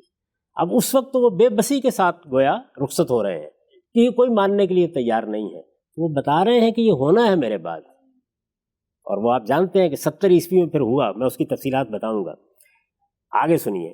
لیکن اس دن اور اس گھڑی کو کوئی نہیں جانتا، آسمان کے فرشتے بھی نہیں مگر فقط باپ. یعنی وہ کب آئے گا؟ آپ دیکھ رہے ہیں نا قرآن مجید میں بھی جگہ جگہ رسول اللہ سے مطالبہ کیا جاتا ہے کہ وہ عذاب کب آئے گا جس کی دھمکی سنائی جا رہی ہے. جواب کیا دیا جاتا ہے؟ اس کا وقت اللہ ہی جانتا ہے. یعنی عذاب کب آئے گا اس کا وقت بھی اللہ ہی جانتا ہے. آخر تک اللہ تعالیٰ کہتے ہیں کہ کیسے آئے گا میں یہ بھی نہیں بتاؤں گا. یہ آخر تک کہاں کہتے ہیں ہم سب؟ سورہ توبہ میں دیکھ لیجیے، اچھا وہاں پر بھی یہی الفاظ ہے. وہاں صحابہ کرام سے یہ کہا گیا کہ ان سے یہ کہو کہ اللہ تعالیٰ کا عذاب آئے گا ان یصیبکم اللہ بعذاب من عنده او بیدینا. اچھا، یعنی یہ بھی ہو سکتا ہے کہ آسمان سے آئے اور یہ بھی ہو سکتا ہے کہ ہمارے ہاتھوں سے آئے. تو طریقے کے بارے میں بھی آخر تک اللہ تعالیٰ واضح نہیں کرتے. اس وقت تک بھی صورتحال یہی ہے. لیکن اس دن اس گھڑی کو کوئی نہیں جانتا، آسمان کے فرشتے بھی نہیں مگر فقط باپ. جب سنیے آگے، انہوں نے کوئی کسر چھوڑی ہے. جس طرح نوح کے ایام میں ہوا، قرآن مجید میں بھی آتا ہے نا، جیسے عاد کے ساتھ ہوا، جیسے سمود کے ساتھ ہوا، جس طرح نوح کے ایام میں ہوا اسی طرح ابن انسان کی آمد ہوگی. اچھا، جس طرح نوح کے ایام میں ہوا اسی طرح ابن انسان اپنے آپ کو کہہ رہے ہیں لیکن عذاب کی اسی طرح ابن انسان کی. نوح کے ایام میں کیا ہوا تھا؟ عذاب آیا تھا. عذاب آیا تھا. تو یہ عذاب کی تعبیر ہے. جس طرح نوح کے ایام میں ہوا اسی طرح ابن انسان کی آمد ہوگی، کیونکہ جس طرح طوفان سے پہلے کے ایام میں لوگ کھاتے پیتے اور بیاہ کرتے اور بیاہے جاتے تھے، اس دن تک کہ نوح کشتی میں داخل ہوا اور بے فکر رہے تا وقتے کہ طوفان آ کر سب کو بہا لے گیا، اسی طرح ابن انسان کی بھی آمد ہوگی. اچھا، یعنی اپنے آپ کو عذاب کا مترادف بیان کر رہے ہیں وہ. یہ بہت خوبصورت اسلوب ہے جس کو بدقسمتی سے لوگ نہیں سمجھ سکے. اور مسیحیوں کے ہاں بھی ان کی آمد ثانی کا عقیدہ پیدا ہو گیا. وہ تو یہ بتا رہے ہیں، اور دیکھیں کتنی وضاحت کے ساتھ بیان کر رہے ہیں، تا وقتے کہ طوفان آ کر سب کو بہا لے گیا، اس دن تک کہ نوح کشتی میں داخل ہوا اور بے فکر رہے تا وقتے کہ طوفان آ کر سب کو بہا لے گیا، اسی طرح ابن انسان کی بھی آمد ہوگی. اس وقت کھیت میں دو ہوں گے، ایک لے لیا جائے گا اور ایک چھوڑ دیا جائے گا. دو چکی پیستی ہوں گی، ایک لے لی جائے گی اور ایک چھوڑ دی جائے گی. تو یہ در حقیقت ان کے آنے کی نوعیت ہے. بہت خوبصورت تمثیل تھی، نہایت عمدہ ادبی انداز تھا. ہمارے ہاں عام طور پر جو لوگ مذہب یا مذہبی کتابوں کی تفسیر کے لیے اٹھتے ہیں، یہ واقعہ ہے کہ وہ ادب کا اچھا ذوق نہیں رکھتے. زیادہ تر لوگوں کی بات کر رہا ہوں. جب وہ نہیں رکھتے، یہ جو میں نے بات کہی اس کو ذرا سمجھ لیجیے. جب ہم غالب کا مطالعہ کرتے ہیں، شیکسپیئر کا مطالعہ کرتے ہیں، اقبال کا مطالعہ کرتے ہیں، تو اہل ذوق ہی زیادہ تر پڑھ رہے ہوتے ہیں. مذہب سب کا ہے. ہر آدمی یہ خیال کرتا ہے کہ میں ان کتابوں کی تفسیر کروں گا، ان کو لوگوں کو سمجھاؤں گا اور پڑھاؤں گا، ان کی تعلیم دوں گا. نتیجہ کیا ہوتا ہے کہ بہت سے لوگ جو بہت نیک، بہت متقی، بہت پرہیزگار ہوتے ہیں، ادبی ذوق نہ رکھنے کی وجہ سے ان کتابوں کی بعض باتوں کو نہیں سمجھ پاتے. اس سے پہلے جو قرآن مجید کا مقام زیر بحث آیا ہے، جس کو استاد امام نے واضح کیا، میں نے اپنی تفسیر میں اس کو واضح کیا. ابھی آپ کو بتایا کہ اصل میں وہاں اسلوب کیا ہے. وہاں بھی غلط تعویل کی وجہ یہی ہے. اسلوب نہیں سمجھ. اسلوب کیا ہے، بات کہاں سے شروع ہوئی ہے، اصل میں کیسے چل رہی ہے. ادب میں جب جلال کے اظہار کے اسالیب آتے ہیں تو ہوتا کیا ہے، کس طرح سے فرد قرارداد جرم سنائی جاتی ہے اور بار بار کلام ایک دوسرے مدعا کی طرف پلٹتا ہے. اس کو نہ جاننے کی وجہ سے غلطی ہوئی. یہاں پر بھی غلطی کہاں سے ہوئی؟ وہ کہہ رہے ہیں میں آؤں گا، ابن انسان کی آمد ہوگی. جانتے ہو کس طرح؟ اس طرح جیسے نوح کے زمانے میں ہوئی تھی. تو نوح کے زمانے میں پھر وہ پوری طرح بیان کرتے ہیں جیسے نوح کا طوفان آیا تھا، جیسے وہ سب کچھ بہا لے گیا تھا، میں بھی اسی طرح آؤں گا. تو آؤں گا یہ بالکل وہی تعبیر ہے جو قرآن میں اللہ تعالیٰ کے بارے میں ہے کہ اللہ آئے گا. اللہ آئے گا، اللہ زمین پر نہیں آتا، اللہ کا عذاب آتا ہے. تو عذاب کی یہ تعبیر قرآن مجید میں بھی ہے، عذاب کی یہ تعبیر بائبل میں بھی ہے. اس تعبیر کو نہ سمجھنے کی وجہ سے وہ عقیدہ پیدا ہو گیا. اب ذرا ایک نظر ڈال لیجئے کہ اللہ کیسے آیا تھا اور حضرت مسیح کیسے آئے. جی، وہ جو 70 عیسوی میں کہا جاتا ہے اس کی تفصیل کیا ہے. یعنی سیدنا مسیح علیہ السلام رخصت ہوئے اور ان کے رخصت ہونے کے بعد پھر اللہ کس طرح آیا. یہ تفہیم القرآن ہے. بنی اسرائیل قرآن مجید کی سورہ کا نام ہے. اس میں یہ ذکر ہوا ہے، یعنی سیدنا مسیح کے بعد اللہ کیسے آیا تھا. اللہ کیسے آیا تھا، نہیں اللہ کا عذاب کیسے آیا تھا، اس کی تفصیل کر رہے ہیں مولانا سید ابو اللہ صاحب مودودی۔ آخر کار رومی سلطنت نے ایک سخت فوجی کارروائی سے اس بغاوت کو کچل ڈالا، یہ اٹھے اور اس کے بعد اللہ تعالیٰ کا قانون روبہ عمل ہو گیا، اور 70 عیسوی میں تیتوس نے بزور شمشیر یروشلم کو فتح کر لیا 70 عیسوی میں۔ اس موقع پر قتل عام میں 1,33,000 آدمی مارے گئے، 67,000 آدمی گرفتار کر کے غلام بنائے گئے، ہزارہا آدمی پکڑ پکڑ کر مصری کانوں میں کام کرنے کے لیے بھیج دیے گئے۔ یہ آپ نے دیکھا جب انہوں نے یہ پیشین گوئی کیا تو آخر میں کہا چکی پیستی ہوئی ایک لے لی جائے گی اور ایک چھوڑ دی جائے گی۔ اچھا، بعض مار دیے بعض غلام بنا لیے۔ جی بالکل ایسے ہی پوری تفصیل ان کا انداز ہے، تمثیلوں میں بات کرتے ہیں، انہوں نے تمثیل میں بات کی، افسوس لوگ نہیں سمجھ سکے۔ 67,000 آدمی گرفتار کر کے غلام بنائے گئے، ہزارہا آدمی پکڑ پکڑ کر مصری کاموں میں کام کرنے کے لیے بھیج دیے گئے، ہزاروں آدمیوں کو پکڑ کر مختلف شہروں میں بھیجا گیا تاکہ ایمفی تھیٹروں اور کلوزیوموں میں ان کو جنگلی جانوروں سے پھڑوانے یا شمشیر زنوں کے کھیل کا تختہ مشق بنانے کے لیے استعمال کیا جائے۔ تمام دراز قامت اور حسین لڑکیاں فاتحین کے لیے چن لی گئیں اور یروشلم کے شہر اور ہیکل کو مسمار کر کے پیوند خاک کر دیا گیا۔ سوچئے ذرا، اندازہ کیجئے، اس کے بعد فلسطین سے یہودی اثر و اقتدار ایسا مٹا کہ 2000 برس تک اس کو پھر سر اٹھانے کا موقع نہ ملا، اور یروشلم کا ہیکل مقدس پھر کبھی تعمیر نہ ہو سکا۔ بعد میں کیسر ہڈریان نے اس شہر کو دوبارہ آباد کیا، مگر اب اس کا نام ایلیا تھا اور اس میں مدت دراز تک یہودیوں کو داخل ہونے کی اجازت بھی نہیں تھی۔ یہ عذاب ہے جو سیدنا مسیح علیہ السلام کے بعد ان پر آیا، اس کی انہوں نے پیشین گوئی کی اور اس کو اس طرح بیان کیا کہ ابن انسان آئے گا، یعنی تم مجھے اس وقت بھیج رہے ہو، میں جا نہیں رہا، میں آؤں گا، اور رسولوں کے بارے میں جو اللہ تعالیٰ کا قانون ہے اس کے مطابق تمہارے ساتھ بھی وہی ہوگا، تمہیں بھی اسی طرح سے سزا دی جائے گی، چونکہ یہود اصلاً توحید کو ماننے والے ہیں، اس لیے سزا بہرحال محکومی ہی کی دی جانی تھی۔ یہ بات بھی قرآن نے واضح کر دی ہے۔ تو یہ محکومی کی سزا پھر اس طرح ملی کہ جس کی تفصیلات پڑھنے کے بعد تاریخ میں رونگٹے کھڑے ہو جاتے۔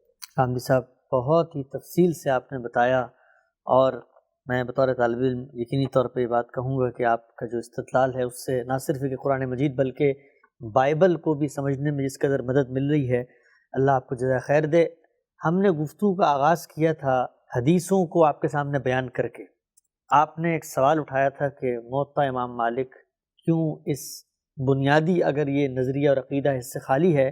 البتہ موطا میں ایک اور روایت ہے، وہ میں آخر میں جا کے بتاؤں گا، جس سے یہ اندازہ ہوگا کہ یہ روایتیں حدیث کی کتابوں میں کیسے آ گئیں، اور اب جب یہ آ گئی ہیں ہم پورے ذخیرے حدیث کو پڑھتے ہیں، ہمارا اس پر اعتماد ہے، ہم اس سے استفادہ کرتے ہیں، رسول اللہ صلی اللہ علیہ وسلم کے علم و عمل کی روایات ہیں، فقہ النبی ہے، سیرت النبی ہے، یہ روایتیں ہمارا اوڑھنا بچھونا ہوتی ہیں۔ لیکن اگر اتنی بڑی تعداد میں روایتیں آ جائیں، ظاہری بات ہے ہم ان کو یہ سوالات تو اٹھا سکتے ہیں، لیکن ان سب کو رد کرنے کی کوئی بنیاد ہو کہ اصل بات کیا تھی۔ تو آج ہم نزول مسیح علیہ السلام کے 7ویں کرسمس مقام پہ پہنچ گئے ہیں کہ جہاں پر آپ کا مثبت نقطہ نظر کہ یہ روایت مسلمانوں میں پیدا کیسے ہوئی اور وہ اصل روایت کیا ہے جو ان کتابوں میں کہیں چھپی ہوئی ہے۔ میں اس پر اطمینان کا سانس لے سکتا ہوں کہ آپ کے اعتراضات ختم ہو گئے۔ جی، ہم سب 7 قسطیں ہم نے آپ کے سامنے رکھی، اور آپ نے بڑی ہی خندہ روئی اور بڑی ہی تحمل اور اطمینان اور بردباری کے ساتھ استدلال کے ساتھ جوابات دی، اور انشاءاللہ مزید اعتراضات بھی اس پہ آئیں گے تو ہم آخر میں جا کر ان کو دوبارہ لیں گے۔ لیکن یہ مقام اب 7ویں قسط میں یہاں پہنچ چکا ہے کہ آپ جس کو آپ کہتے ہیں ہمدردی کے ساتھ اور ایمپتھی کے ساتھ، کیونکہ مسلمانوں کو ایک عقیدہ ہے، نظریہ ہے، ہماری نسلیں ہم پیدا ہوتے ہیں، کہا جاتا ہے ضروریات دین میں سے اسی کے ساتھ بڑھتے ہیں، تو ذرا ہماری جگہ پہ کھڑے ہو کے، عام مسلمانوں کی جگہ پہ کھڑے ہو کے ہمیں ہمدردی سے سمجھائیں کہ یہ بات ہم کیسے ماننے کے لیے آمادہ ہوگا۔ میں نے خود بھی اس کا ذکر کیا تھا کہ جب اعتراضات ختم ہو جائیں گے تو میں اس باب میں اپنی رائے بیان کر دوں گا۔ جی، پہلے ایک بنیادی بات سمجھ لیجیے، وہ بنیادی بات یہ ہے کہ اللہ تعالیٰ اپنے پیغمبروں پر وحی نازل کرتے ہیں، اس سے ہر آدمی واقف ہے۔ ہم کسی ہستی کو پیغمبر کہتے ہیں، نبی کہتے ہیں، رسول کہتے ہیں، تو اس کا مطلب یہ ہوتا ہے کہ اللہ تعالیٰ نے اس کو مخاطبت کا شرف بخشا ہے، اس پر وحی نازل ہوئی ہے، اللہ تعالیٰ نے اس کو مامور کیا ہے کہ وہ انسانوں تک اللہ کی ہدایت پہنچائے۔ تو پیغمبروں پر یہ وحی جن طریقوں سے آتی ہے قرآن مجید نے سورہ شورى میں اس کو بیان کر دیا ہے۔ ٹھیک، اس کے ساتھ ایک اور چیز یہ ہوتی ہے کہ پیغمبروں کو رویا دکھائے جاتے ہیں، یعنی ایسا ہوتا ہے کہ اللہ تعالیٰ کبھی بیداری میں بیٹھے ہوئے، اس کی مثالیں بھی حدیثوں میں موجود ہیں، اور کبھی نیند کی حالت میں رویا دکھاتے ہیں۔ رویا عربی زبان میں خواب کو کہتے ہیں۔ یہ رویا کیوں دکھائے جاتے ہیں؟ اس لیے دکھائے جاتے ہیں کہ بعض چیزیں بیان کرنے کی نہیں ہوتی بلکہ دکھانے ہی کی ہوتی ہیں۔ ٹھیک، رسول اللہ صلی اللہ علیہ وسلم کے رویا حدیث کی کتابوں میں اگر آپ استقصاء کریں تو دسیوں کی تعداد میں بیان ہوئے ہیں۔ رویا کے بارے میں قرآن مجید نے ہمیں یہ بتایا ہے کہ یہ ہمیشہ تمثیل کے اسلوب میں ہوتے ہیں۔ اس کی بہت عمدہ مثالیں آپ کو سورہ یوسف میں ملتی ہیں۔ سیدنا یوسف علیہ السلام اللہ کے پیغمبر ہیں، انہیں رویا دکھایا جاتا ہے کہ انہوں نے 11 ستاروں کو اور سورج اور چاند کو اپنے سامنے جھکتے ہوئے دیکھا۔ اب ظاہر ہے اس کی ایک تعبیر تھی، وہ تعبیر سامنے آئی۔ اس وقت سیدنا یوسف علیہ السلام کیا کہتے ہیں؟ ابا جان یہ میرے خواب کی تعبیر سامنے آ گئی، لیکن اس سے پہلے وہ ایک خواب تھا، ایک رویا تھا، اس کی صحیح تعبیر کیا ہوگی یہ کوئی نہیں جانتا۔ تو رویا دکھایا گیا، 11 ستارے اور سورج اور چاند جھک رہے ہیں۔ اس کے بعد ہم دیکھتے ہیں کہ جب سیدنا یوسف علیہ السلام کو جیل میں ڈال دیا گیا، وہ بندی خانے میں تھے، زندہ میں تھے، تو اس موقع پر ان کے سامنے بعض رویا بیان کیے گئے۔ مثال کے طور پر ان کے ساتھ ہی قید ایک شخص نے یہ بیان کیا کہ میرے سر پر روٹیوں کا ٹوکرا ہے اور پرندے اس میں سے کھا رہے ہیں۔ دوسرے شخص نے یہ بیان کیا کہ میں انگور نچوڑ رہا ہوں، یعنی شراب کشید کر رہا ہوں۔ وہ ساقی تھا، اس کو بھی سزا ہوئی تھی۔ یہ نان پس تھا، اس کو بھی سزا ہوئی تھی۔ تو سیدنا یوسف علیہ السلام نے ان دونوں کی تعبیر بتائی، یعنی اس نے کیا کہا تھا کہ میرے سر پر روٹیوں کا ٹوکرا ہے اور اس میں سے پرندے کھا رہے ہیں، تو یہ بتایا کہ تمہیں موت کی سزا دی جائے گی اور پرندے تمہارے سر کو نوچیں گے۔ اس زمانے میں عام طور پر لاشیں لٹکتی ہوئی چھوڑ دی جاتی تھی۔ دوسرے کو یہ بتایا کہ تم اپنے منصب پر بحال ہو جاؤ گے۔ وہ ساقی ہے، شراب پلاتا ہے، اس نے دیکھا گیا تھا میں شراب نچوڑ رہا ہوں، وہ گئے، اس کے بعد بادشاہ کو خواب آ گیا۔ اب ذرا وہ خواب دیکھیے، یعنی 7 دبلی گائیں ہیں، 7 موٹی گائیں ہیں، اور 7 دبلی گائیں موٹی گایوں کو کھا رہی ہیں، 7 ہری بالیں ہیں اور 7 سوکھی بالیں ہیں، اور سوکھی بالیں ہری بالوں کو کھا رہی ہیں۔ یہ خواب بادشاہ کو آیا، اس خواب کا ذکر ہوا، اس کے بعد سیدنا یوسف علیہ السلام سے اس کی تعبیر پوچھی گئی۔ وہ آپ جانتے ہیں کہ انہوں نے کیا تعبیر کی، یعنی قحط کیسے ہوگا، قحط کے 7 سال کیسے آئیں گے، غلہ کیسے محفوظ کیا جائے گا۔ اس کے بعد ان کو دربار میں طلب کیا گیا۔ تو پیغمبروں کو بھی رویا دکھائے جاتے ہیں۔ اللہ تعالیٰ پیغمبروں کے گرد و پیش بھی بعض اوقات اس طریقے سے کوئی بات بتاتے ہیں، اور یہ رویا اس وقت بھی رسول اللہ نے فرمایا ہے یہ دکھائے جا سکتے ہیں اور اللہ کی طرف سے دکھائے جا سکتے ہیں۔ یہ معلوم ہے کہ ختم نبوت کے باب میں جب رسول اللہ نے تلقین کی تو یہ ارشاد فرمایا کہ میرے بعد نبوت کا سلسلہ ختم ہو گیا، نبوت نام کی کوئی چیز باقی نہیں رہی، وہ اپنی حقیقت کے اعتبار سے ختم ہو گئی۔ لم یبق من النبوہ الا المبشرات، ہاں البتہ مبشرات رہ گئے ہیں۔ تو یہ رویا، یہ جو خواب ہے، یہ میں نے عرض کر دیا کہ اس کی بعض صورتیں ایسی بھی ہوتی ہیں، اگر آپ پوچھیں گے تو میں اس کا حوالہ بھی دے دوں گا، جس میں بیداری میں کھڑا ہوا آدمی دیکھ رہا ہو۔ کوئی اگر مثال دے دیں پیغمبروں کے ساتھ یہ ہوتا ہے، میں اس کی مثال آگے دوں گا جا کے۔ پہلے یہ سمجھ لیجئے کہ رویا پیغمبروں کو دکھائے جاتے ہیں، اور یہ رویا ہیں جن کے ذریعے سے بعض ماضی کی چیزیں انہیں دکھائی جاتی ہیں، بعض مستقبل کے حقائق ان پر واضح کیے جاتے ہیں۔ مستقبل میں کیا پیش آنے والا ہے اس کے بہت سے رویا ہیں۔ حضرت عمر کے بارے میں دیکھیے رویا موجود ہے، سیدنا ابوبکر صدیق کے بارے میں موجود ہے، سیدنا بلال کے بارے میں موجود ہے۔ کسی وقت آپ اکٹھا کر کے یہ سب حدیث کی کتابوں میں لوگوں کے سامنے رکھ سکتے ہیں کہ یہ کیا کیا چیزیں ہیں۔ یعنی کسی میں یہ ہے کہ ناخنوں سے دودھ نکل رہا ہے، اس طرح کی بہت سی تعبیریں آپ کو نظر آئیں گی۔ جنت دوزخ بعض موقعوں کے اوپر آپ کو رویا میں دکھائے گئے، اس میں بھی اگر آپ دیکھیں تو سزاؤں کی نوعیت تمثیلی ہے، ابھی میں نے سیدنا مسیح علیہ السلام کی تمثیل آپ کے سامنے رکھی ہے، تو رسالت مآب صلی اللہ علیہ وسلم کی امت کے ساتھ کیا ہوگا، آپ کے بعد میں کیا فتنے پیش آئیں گے، کیا کیا مراحل اس میں ہوں گے، میرے نزدیک اس کے رویا دکھایا گیا ٹھیک، رسالت مآب صلی اللہ علیہ وسلم کو۔ میں پہلے عرض کر چکا ہوں کہ رویا کیا ہوتا ہے، رویا محتاج تعبیر ہوتا ہے، یعنی اس میں 11 ستارے اور سورج اور چاند سیدنا یوسف کے سامنے آ کر نہیں جھک جاتے، اس کی ایک تعبیر ہوتی ہے، یعنی اس میں چیزوں کو ممثل کر کے دکھایا جاتا ہے۔ یہ در حقیقت رسالت مآب صلی اللہ علیہ وسلم کا رویا تھا۔ اب دیکھیے رویا میں چیزیں جب دکھائی جاتی ہیں نا، یعنی قسطنطینیہ فتح ہو گیا ہے، ایک لشکر اس میں سے آ رہا ہے، وہ لشکر ابھی وہاں پہنچا ہے، اس کے بعد دجال کا ظہور ہو گیا ہے، اس کے بعد مسیح آ گئے ہیں، تو یہاں قسطنطینیہ کی فتح، اس کے گرد و پیش، یہ سب چیزیں ہو سکتا ہے صدیوں پر محیط ایک عمل ہو۔ اچھا، لیکن رویا میں ہم بھی دیکھتے ہیں بعض اوقات، ہاں، یعنی یہ چیز ہمارے اور پیغمبروں کے درمیان بہت نیچے کے درجے میں مشترک ہے، ایسا ہی ہے نا؟ تو اس میں یہ ضروری نہیں ہوتا کہ مدتیں وہی ہوں، اس میں ضروری نہیں ہوتا کہ افراد وہی ہوں، اس میں ہر چیز ایک تمثیل کی صورت اختیار کر لیتی ہے۔ یعنی ہو سکتا ہے کہ ایک پوری قوم کو تعبیر کیا جائے ایک شخص سے، ہو سکتا ہے کہ والدین کو تعبیر کیا جائے سورج اور چاند سے۔ تو یہ در حقیقت رسالت مآب صلی اللہ علیہ وسلم کا میرا رجحان یہ ہے کہ یہ ایک رویا تھا، اور میں اس کی مثالیں دے سکتا ہوں کہ بعض موقعوں کے اوپر رویا دکھایا گیا اور بیان کرنے والوں نے اس میں یہ خیال کر لیا کہ یہ ایک واقعہ بیان ہو رہا ہے۔ اچھا، کیوں؟ اس لیے کہ پیغمبر کا رویا یہ سمجھا جاتا ہے کہ واقعہ ہی ہوگا۔ میں نے ابھی سیدنا یوسف کے رویا کی مثال دی، میں نے عرض کیا کہ حدیثوں میں رسول اللہ کے بہت سے رویا بیان ہوئے ہیں۔ رویا میں جو نیند میں دکھایا جائے یا بیداری میں، دونوں صورتوں میں چیزیں ممثل کر کے دکھائی جاتی ہیں۔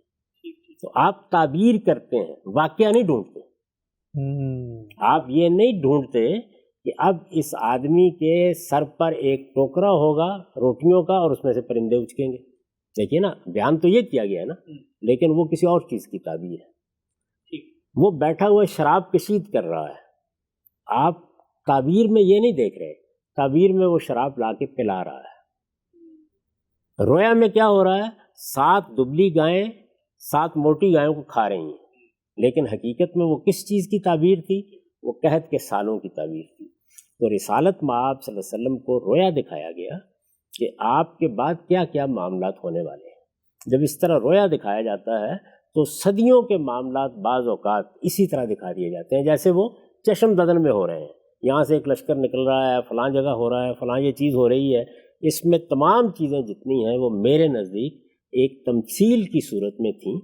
میں اس تمثیل کی ابھی کوئی وضاحت نہیں کرتا، لیکن میں آپ کو یہ بتا دیتا ہوں کہ جتنے اہل علم ہیں وہ اس طریقے سے اگر اس پر غور کرتے تو یہ الجھن کبھی پیش نہ آتی۔ میرے نزدیک ایسا نہیں ہے کہ یہ روایتیں کسی نے گھڑ لی، میری یہ رائے نہیں، صرف اتنا ہوا ہے کہ بیان کرنے والے اصل حقیقت کو بھلا بیٹھے، یعنی بیان کا نقص ہے۔ ایک رویا کو انہوں نے واقعے کے طور پر بیان کرنا شروع کر دیا۔ اگر وہ اس کو رویا کے طریقے پر بیان کرتے تو پہلے دن سے اس کی تعبیر ہوتی۔ اب تعبیر نہیں ہوئی تو لوگ واقعات کو تلاش کرتے ہیں۔ لوگوں نے واقعات کے طور پر ان کو مان لیا ہے، واقعات کی حیثیت ہی سے وہ ان کو عقیدہ بنائے بیٹھے ہیں، اور ہم نے جب تنقید کی تو یہ بتایا کہ اگر واقعہ ہے تو پھر تو یہ اس طرح پیش ہی نہیں آیا۔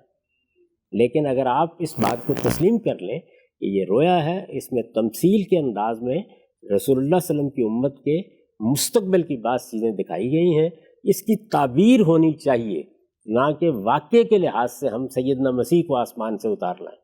یعنی سیدنا مسیح کا آسمان سے اترنا بھی ایک تمثیل ہے، قسطنطینیہ کی فتح کے بعد لشکروں کا نکلنا بھی ایک تمثیل ہے، رسالت مآب صلی اللہ علیہ وسلم کی امت کو کیا احوال پیش آنے والے ہیں یہ بھی ایک تمثیل ہے۔ تو ظاہر ہے کہ تمثیل میں کچھ واقعات ہوتے ہیں، جیسے مثال کے طور پر وہ آدمی دیکھ رہا ہے کہ میرے سر پر ٹوکرا موجود ہے، تو آدمی تو حقیقی ہے، لیکن سر پہ ٹوکرا وہ حقیقی نہیں ہے۔ تو تمثیلات میں باتیں اس طریقے سے سمجھی جاتی ہیں۔ تو میں صرف دعوت فکر دے رہا ہوں، دعوت تدبر دے رہا ہوں تو لوگ اس کو سمجھیں۔ اب آپ یہ فرمائیں گے کہ تم نے اس کو تمثیل قرار دے دیا۔ جی، آپ نے تمثیل قرار دے دیا اور اس سے بڑھ کے رویا قرار دے دیا، تو کیا سیدنا مسیح ان روایتوں میں کہیں ذکر ہے کہ رسول اللہ کا کوئی رویا تھا اس میں سیدنا مسیح کبھی آئے، یا کوئی رویا سیدنا مسیح کو ملتی جلتی باتیں ہیں؟ پہلے تو یہ دیکھ لیجئے کہ جب آپ رویا قرار دیں گے تو پھر وہ بہرحال تمثیلی ہوگا۔ ہاں، یہ تو طے ہے۔ یعنی جس وقت آپ رویا قرار دیں گے تو رویا یا خواب یہ ہمیشہ تمثیل کے انداز میں بات بیان کرتے ہیں۔ یعنی میں خواب میں اپنے باپ کو دیکھتا ہوں، حقیقت میں میرا باپ نہیں آتا میرے پاس، بلکہ ایک شخصیت ممثل کر کے مجھے دکھائی جاتی ہے اور اس کی ایک تعبیر ہوتی ہے۔ ہمارے ہاں بھی تعبیر خواب کا ایک پورا علم ہے۔ لوگ بتاتے ہیں پانی دیکھو گے تو مراد یہ ہوگی، لوگ کہتے ہیں زمین دیکھو گے تو مراد یہ ہوگی، جنگ دیکھو گے تو مراد یہ ہوگی، موت دیکھو گے تو مراد یہ ہوگی۔ میں نے آپ کو یہ بتایا کہ خود قرآن مجید نے وہ خواب نقل کیے ہیں، وہ رویا نقل کیے ہیں۔ سیدنا یوسف کا رویا، نانپس کا رویا، ساکی کا رویا، بادشاہ کا رویا۔ میں نے آپ کو بتایا خود رسالت میں آپ صلی اللہ علیہ وسلم کے دسیوں کی تعداد میں رویا موجود ہے۔ یعنی یہاں بات بہت پھیل جائے گی ورنہ میں آپ کو بتاتا۔ اب میں آپ کو اس گفتگو کی ابتدا کی طرف لے جاؤں گا۔ میں نے آپ سے عرض کیا تھا کہ موطا پہلی کتاب ہے، پہلی باقاعدہ کتاب، یعنی اس سے پہلے جو صحیفے مرتب کیے گئے، جیسے ہم نے معمر بن راشد کا ذکر کیا یا ہم نے حمام بن منبع کا ذکر کیا، ان کا بھی تفصیل سے ہم نے جائزہ لیا، لیکن موطا امام مالک ایک پہلی باقاعدہ کتاب ہے جس میں روایتیں بھی ہیں، جس میں امام مالک کی فقہ بھی ہے، اور اس کی بڑی غیر معمولی اہمیت ہے۔ اس میں کوئی ذکر نہیں ہے نزول کا، یہ میں نے بتایا آپ کو۔ اس میں کوئی ذکر نہیں ان واقعات کا جو آپ بیان فرما رہے ہیں یا جن پر ہم تبصرہ کرتے آئے ہیں۔ اس میں کیا ذکر ہے؟ یہ کتاب الجامع ہے اور یہ موطا میرے ہاتھ پہ ہے۔ اس میں ایک باب ہے صفت عیسی ابن مریم و دجال، یعنی ابن مریم کیسے ہیں اور دجال کیسا ہے، یہ اس کا عنوان ہے۔ ذرا سنیے کہ روایت کیا ہے، بالکل بات واضح ہو جائے گی کہ اصل میں تھا کیا، کیا دکھایا گیا تھا، اس کی کیا تفصیلات تھیں۔ ان تفصیلات میں کہیں مبالغہ بھی ہوا ہوگا، کہیں داستان سرائی بھی ہو گئی ہوگی، کہیں بعض چیزوں کو لوگ کیونکہ نہیں سمجھے تو انہوں نے ان کو بڑھا کر بھی بیان کر دیا ہوگا، وہ ایک الگ چیز ہے۔ لیکن اصل میں یہ ایک رویا تھا جو اگر اپنی صحیح صورت میں لوگوں کے سامنے آ جاتا تو اس کی تعبیر کرتے۔ اصل میں یہ رویا تھا، یہ میرا محض قیاس نہیں ہے، بلکہ امام مالک نے موطا میں ایسے ہی اس کو بیان کیا۔ اور میں نے یہ عرض کیا تھا کہ میں آخر میں یہ حدیث آپ کے سامنے رکھوں گا۔ کیا نمبر ہے اس کا غم سے؟ اب یہ میرے پاس جو موطا ہے یہ 3404 3405 ہے۔ اچھا، ٹھیک۔ امام مالک کہتے ہیں ان نافع ان عبداللہ ابن عمر۔ یہ جو مالک ان نافع ان عبداللہ بن عمر ہے، اس کو سلسلۃ الذہب کہا جاتا ہے۔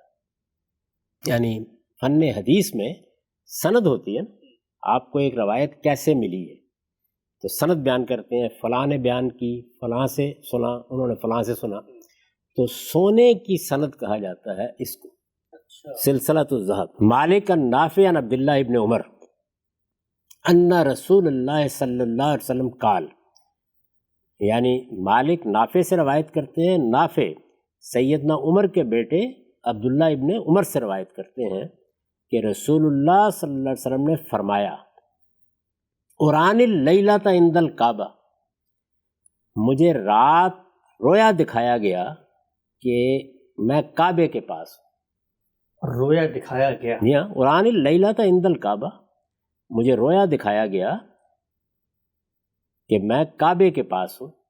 فرأیت رجل آدم، میں نے دیکھا کہ ایک شخص گندم گوں ہے، گندمی رنگ کا ایک شخص ہے، کأحسن ما انت رائن من ادم الرجال، یعنی گندمی رنگ کے جو بہترین خوبصورت ترین لوگ تم دیکھ سکتے ہو ان میں سے ایک شخص، لہو لمتن کأحسن ما انت رائن من اللمم، اس کی زلفیں ہیں، یعنی جو بہترین زلفیں ہو سکتی ہیں، حسین ترین زلفیں ہو سکتی ہیں، ایسی اس کی زلفیں ہیں۔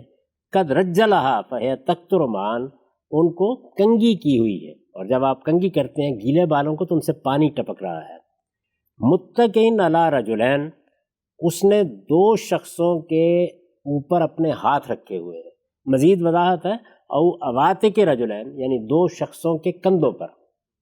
یطوف بالکعبہ، اور وہ کعبے کا طواف کر رہا ہے۔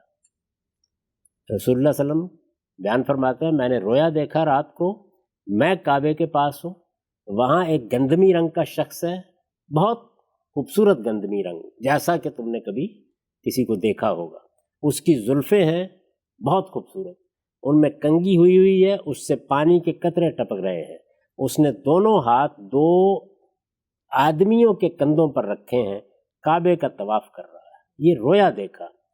فسال تو من حاضہ، میں نے پوچھا یہ کون ہے؟ فقیل حاض المسیح ابن مریم، تو جواب دیا گیا کہ یہ مسیح ابن مریم ہے۔ ثم اذا انا برجل، پھر میں نے دیکھا کہ ایک اور شخص ہے، جادن قطت آور العین الیمنی، گنگریالے بالوں والا ہے، بہت زیادہ گنگریالے بالوں والا ہے، اور ایک آنکھ سے اندھا ہے، دائیں آنکھ سے اندھا ہے، ٹھیک، کانہا عنبۃ طافیہ، اور وہ دائیں آنکھ ایسے ہے جیسے کہ پھولا ہوا انگور ہوتا ہے۔ فسال تو من ھذا، میں نے پوچھا یہ کون ہے؟ فقیل ھذا المسیح الدجال، تو مجھے بتایا گیا کہ یہ مسیح دجال ہے۔ اچھا، معطا میں یہی روایت ہے، اور یہ بتاتی ہے کہ رسالت مآب صلی اللہ علیہ وسلم نے ایک رویا دیکھا تھا، اس رویا کی تفصیلات ہیں جو ہمارے ہاں اس طرح نقل ہوئی ہیں جس طرح کہ یہ ایک واقعہ ہے یا واقعات کا ایک سلسلہ ہے جسے بیان کیا جا رہا ہے۔ امام مالک نے اسے رویائی کی حیثیت سے بیان کیا ہے، رسالت مآب صلی اللہ علیہ وسلم نے اس کو کیسے دیکھا، اور آپ دیکھیں اس میں مسیح کا بھی ذکر، اس میں دجال کا بھی ذکر ہے۔ یہی چیز آپ کو بعد میں روایتوں میں تفصیل کے ساتھ بھی ملے گی کہ روحا کے مقام سے یہ دیکھا گیا کہ سیدنا مسیح علیہ السلام نے احرام باندھا ہے اور وہ بیت اللہ میں حج کرنے کے لیے آ رہے ہیں۔ تو میرا رجحان یہ ہے کہ در حقیقت یہ رویا ہی تھا، اس میں رسالت مآب صلی اللہ علیہ وسلم کو مستقبل کی کچھ چیزیں تمثیل کے انداز میں دکھائی گئی تھیں، یہ تعبیر کا محتاج تھا، ہم نے اس کو واقعے کے طور پر لے لیا اور اس سے یہ بہت سی غلط فہمیاں پیدا ہو۔ ٹھیک ٹھیک ٹھیک، غام صاحب بہت شکریہ، آپ نے ان 7 نشستوں میں نزول مسیح علیہ السلام کے حوالے سے جو روایتیں بیان ہوتی ہیں، ان روایات پہ کیا علمی عقلی سوالات اٹھتے ہیں، پھر آپ کا اپنا قرآن مجید کی روشنی میں کیا نقطہ نظر ہے جس وجہ سے آپ نے اس تعبیر کو محل نظر قرار دیا ہے، جس کو میزان میں آپ نے بیان بھی کیا، قرآن مجید کے استدلال کی ان تمام آیات کو ہم نے بہت تفصیل سے سمجھا۔ اس کے بعد اہل علم علماء قرآن مجید کی جن آیات سے استدلال کرتے ہیں، ایک ایک آیت پہ ہم نے گھنٹوں آپ سے گفتگو کی، پھر اس کے بعد عقلی اعتراضات وہ بھی رکھے، اور خاتمہ نزول مسیح علیہ السلام پر اعتراضات کی اس 7ویں قسط کا غامدی صاحب آپ کے اس بیان پر ہو رہا ہے کہ آپ کے نزدیک یہ روایتیں زیادہ قرین قیاس بات یہی ہے کہ یہ رویا تھیں اور اس روئے کی تعبیر ہونی چاہیے تھی، اور جس پہلو کی طرف آپ نے بائبل کی تلاوت کے دوران اشارہ فرمایا کہ جب مسیح علیہ السلام اپنا ذکر کرتے ہیں کہ ابن انسان آئے گا تو اس سے عذاب ہوتا ہے، یہ بھی ایک بڑی نشانی ہے ان رویا کو سمجھنے کے لیے کہ تمثیل کو سمجھا کیسے جاتا ہے، کہ روایتوں میں جب بیان ہوا کہ سیدنا مسیح آئیں گے تو اس سے کیا مراد ہو سکتی ہے۔ بارکیف ہم سب بہت شکریہ آپ کے وقت کا۔ میں چاہتا ہوں بالکل آخر میں آپ، کیونکہ عام مسلمان اس بات کو سن رہے ہیں، سمجھ رہے ہیں، اور علماء جو اعتراضات آپ پر کرتے ہیں ان میں سب سے جو کرٹیکل اور کروشل اعتراض ہے وہ یہی ہے، آپ نے اپنی بات بڑی تفصیل سے وضاحت سے بیان کر دی، میں نہیں چاہتا استدلال آپ دہرائیں، لیکن ایک چند جملوں میں آپ ان کو اس اعتراض پر کوئی دعوت فکر دینا چاہیں کہ آپ کے استدلال کو وہ سمجھیں تو کس طریقے سے سمجھیں، اور اس میں آپ میں اور جو باقی امت میں ایک لائن کھینچی جاتی ہے کہ غامدی صاحب تو ادھر کھڑے ہیں اور ہم ادھر کھڑے ہیں، اس لائن کو بھی مٹانے کی اگر کوئی کوشش کی جائے تو۔ میں نے یہی عرض کیا ہے، یہ بتایا آپ کو کہ اہل علم اس طریقے سے اگر غور کریں گے تو ممکن ہے کہ میری بات ان کی سمجھ میں آ جائے۔ 2 ہی طریقے، ایک طریقہ یہ ہے کہ آپ روایات کو اٹھا کے پھینک دیں، دوسرے یہ کہ آپ یہ غور کر کے سمجھنے کی کوشش کریں کہ اس میں ایسا تو نہیں ہوا کہ بات کو سمجھنے میں غلطی ہو گئی، لوگ کسی غلط فہمی میں مبتلا ہو گئے۔ میں نے ابھی آپ کی خدمت میں عرض کیا تھا کہ ایسا ہوتا ہے بعض اوقات، چنانچہ ہم جب اسراء پر بات کریں گے تو میں آپ کو یہ بتاؤں گا کہ اس میں بھی بین ہی یہی غلطی ہوئی، یعنی وہاں تو صورتحال یہ ہے کہ قرآن مجید نے صراحت کے ساتھ بتا دیا کہ وہ ایک رویا تھا، لیکن عام طور پر لوگوں نے اس کو ایک واقعے کے طور پر لیا ہے اور اسی لحاظ سے اپنا عقیدہ بھی بنا لیا ہے۔ وہاں قرآن مجید ناطق ہے، خود قرآن مجید نے یہ الفاظ استعمال کر دیے ہیں کہ وما جعلنا الرؤیا التي اریناک الا فتنۃ للناس، تو اس وجہ سے وہاں پر تو آپ قرآن مجید کی روشنی میں یہ سمجھ لیتے ہیں کہ کیسے ایک رویا واقعے کے طور پر بیان ہونا شروع ہو جاتا ہے۔ میں نے اپنی تفسیر میں بیان کیا ہے کہ سیدنا موسیٰ کا جو واقعہ خضر کے ساتھ بیان کیا جاتا ہے وہ بھی قرینِ قیاس یہی ہے کہ ایک رویا تھا. یعنی بہت سے ایسے معاملات ہیں جو رویا میں دکھائے جاتے ہیں. استاذ امام نے اپنی تفسیر میں جہاں سورہ بنی اسرائیل کے اس واقعے کا ذکر کیا ہے وہاں یہ بتایا کہ رویا میں کیوں دکھائے جاتے ہیں. یعنی ایسے واقعات کو جو صدیوں پر محیط ہوتے ہیں، جن کے اندر بہت سی چیزیں پیش آتی ہیں، جن میں تمثیل کے انداز میں کچھ حقائق آپ کے سامنے رکھے جاتے ہیں، ان میں رویا ہی ایک بہترین ذریعہ ہے. آپ نے دیکھا ہوگا کہ بعض اوقات ہم رویا میں صدیوں کا سفر کرتے ہیں، نسلیں گزر جاتی ہیں، اور اس کے بعد ہم دیکھتے ہیں کہ اصل میں وہ تو چند گھنٹے تھے یا چند منٹ تھے جس میں یہ ساری تصویر ہمارے سامنے لے آئی گئی. تو انبیاء علیہ السلام کو جو رویا دکھائے جاتے ہیں وہ رویا بالحق ہوتے ہیں. خود رسالت میں آپ صلی اللہ علیہ وسلم کے اس رویا کا ذکر قرآن مجید میں ہے جس میں یہ بتایا گیا ہے کہ آپ محلقین رؤوسہم و مقصرین حرم میں داخل ہوں گے. یہ معلوم ہے آپ کو کہ وہ بھی رویا ہی تھا جس کی تعبیر رسالت میں آپ صلی اللہ علیہ وسلم نے کی. تو رویا میں جو حقائق دکھائے جاتے ہیں ان میں در حقیقت کوئی تعبیر مقصود ہوتی ہے. سیدنا ابراہیم کا رویا قرآن میں بیان ہوا ہے کہ میں اپنے بیٹے کو ذبح کرتے ہوئے دیکھ رہا ہوں. یہ آپ کو معلوم ہے کہ وہ بھی در حقیقت محتاج تعبیر تھا. اس پر بھی کسی موقع پر گفتگو کر لیں گے. تو یہ محتاج تعبیر چیزیں جو ہوتی ہیں جن میں تمثیل کے انداز میں کچھ دکھایا جاتا ہے. سیدنا مسیح کا بھی میں نے آپ سے ذکر کیا، ان کے ساتھ بھی یہی معاملہ ہوا. آپ نے پوچھا تھا کہ بیداری میں کیسے ہوتا ہے. اسراء کی روایتوں میں دیکھیں جب رسول اللہ صلی اللہ علیہ وسلم بیان فرماتے ہیں کہ مجھ سے لوگوں نے سوالات کرنا شروع کیے اگلے دن. جب یہ بیان کیا آپ نے کہ مجھے رات کو یہ واقعہ پیش آیا ہے تو بیان کیا انہوں نے کہ ذرا بتائیے، ہم میں سے بہت سے لوگ ہیں کہ جو بیت المقدس جا چکے ہیں، بہت سے لوگ ہیں یروشلم جا چکے ہیں، راستے کو بھی جانتے ہیں، تو ذرا بیان فرمائیے. تو آپ کہتے ہیں میں نے بیان کرنا شروع کیا تو ظاہر ہے کہ رات کا واقعہ تھا، بعض چیزیں کچھ خلط ملط ہونے لگ گئی ذہن میں، تو میرے اندر بڑی گھبراہٹ پیدا ہوئی. اس موقع پر اللہ تعالی نے دوبارہ کھڑے کھڑے بیداری میں وہ سب چیز دکھانی شروع کر دی. حدیث میں یہ جب اسراء پر بات کریں گے تو میں آپ کے سامنے یہ حقائق بھی رکھ دوں گا. تو میرے نزدیک اہل علم کو اس زاویے سے اس پر غور کرنا چاہیے. یعنی سب و شتم کرنے کی بجائے اور ایک چیز کو عقیدہ بنا کر بیٹھ جانے کی بجائے یہ وہ چیزیں جن کو سمجھنا چاہیے. میں نے یہاں مسیحی علماء کو بھی یہ دعوت دی ہے کہ وہ انتظار کر رہے ہیں حضرت مسیح کے آنے کا. حضرت مسیح سن 70 عیسوی میں آ گئے تھے، لیکن وہ کیسے آئے تھے؟ وہ ایک تمثیل تھی. اسی طرح آئے تھے جس طرح نوح کے طوفان میں اللہ تعالیٰ آیا تھا. وہ اللہ کے آنے کو، اپنے آنے کو در حقیقت عذاب آنے سے تعبیر کر رہے ہیں. میں تعبیر ابھی نہیں کر رہا، ٹھیک، میں یہ نہیں بیان کر رہا کہ ان روایات میں اصل میں کس چیز کی تمثیل بیان ہوئی ہے. اس کو آپ پہلے علم کے لیے چھوڑ دیجئے. صرف یہ ایک راستہ میں نے آپ کے سامنے رکھا ہے کہ یوں نہیں ہے کہ یہ روایتیں گھڑی لی گئی ہیں یا باہر سے کسی نے سازش کر دی ہے یا کوئی منافقین ہیں جنہوں نے یہ پیش کر دی ہیں. ان میں ایک بات تھی، بات وہی تھی جو امام مالک نے بہت مختصر طریقے سے لے لی ہے. یعنی وہی ایک رویا تھا. اس رویا کی تفصیلات واقعے کے طور پر راویوں نے بیان کرنا شروع کر دی ہیں اور اس میں راویوں کے فہم نے بات کو کہیں سے کہیں پہنچا دیا. لوگوں کی توجہ نہیں ہوئی کہ وہ اس زاویے سے اس پر غور کریں. تو میں اس پر آپ کو دعوت فکر دیتا ہوں. لوگ مجھ سے اختلاف کر سکتے ہیں لیکن میرا خیال ہے کہ تمام پہلوؤں کا استقصاء کر دیا ہے. اس کے بعد بھی ہر شخص کو حق ہے کہ وہ اپنی ایک رائے قائم کرے. ایسی چیزوں کو کفر و ایمان کا مسئلہ نہیں بنانا چاہیے. ٹھیک. آپ سب بہت شکریہ. اور آپ نے جس طرح خود بیان بھی کر دیا، انشاءاللہ اگلا اعتراض واقعہ معراج کے اوپر ہم انشاءاللہ لے کر حاضر خدمت ہوں گے. غامدی صاحب سے اعتراض کے سلسلے کی گفتگو جاری ہے. 33ویں نشست نزول مسیح علیہ السلام کے 7ویں نشست کا خاتمہ ہوا. ہم سب بہت بہت شکریہ آپ کے وقت کا. بہت شکریہ.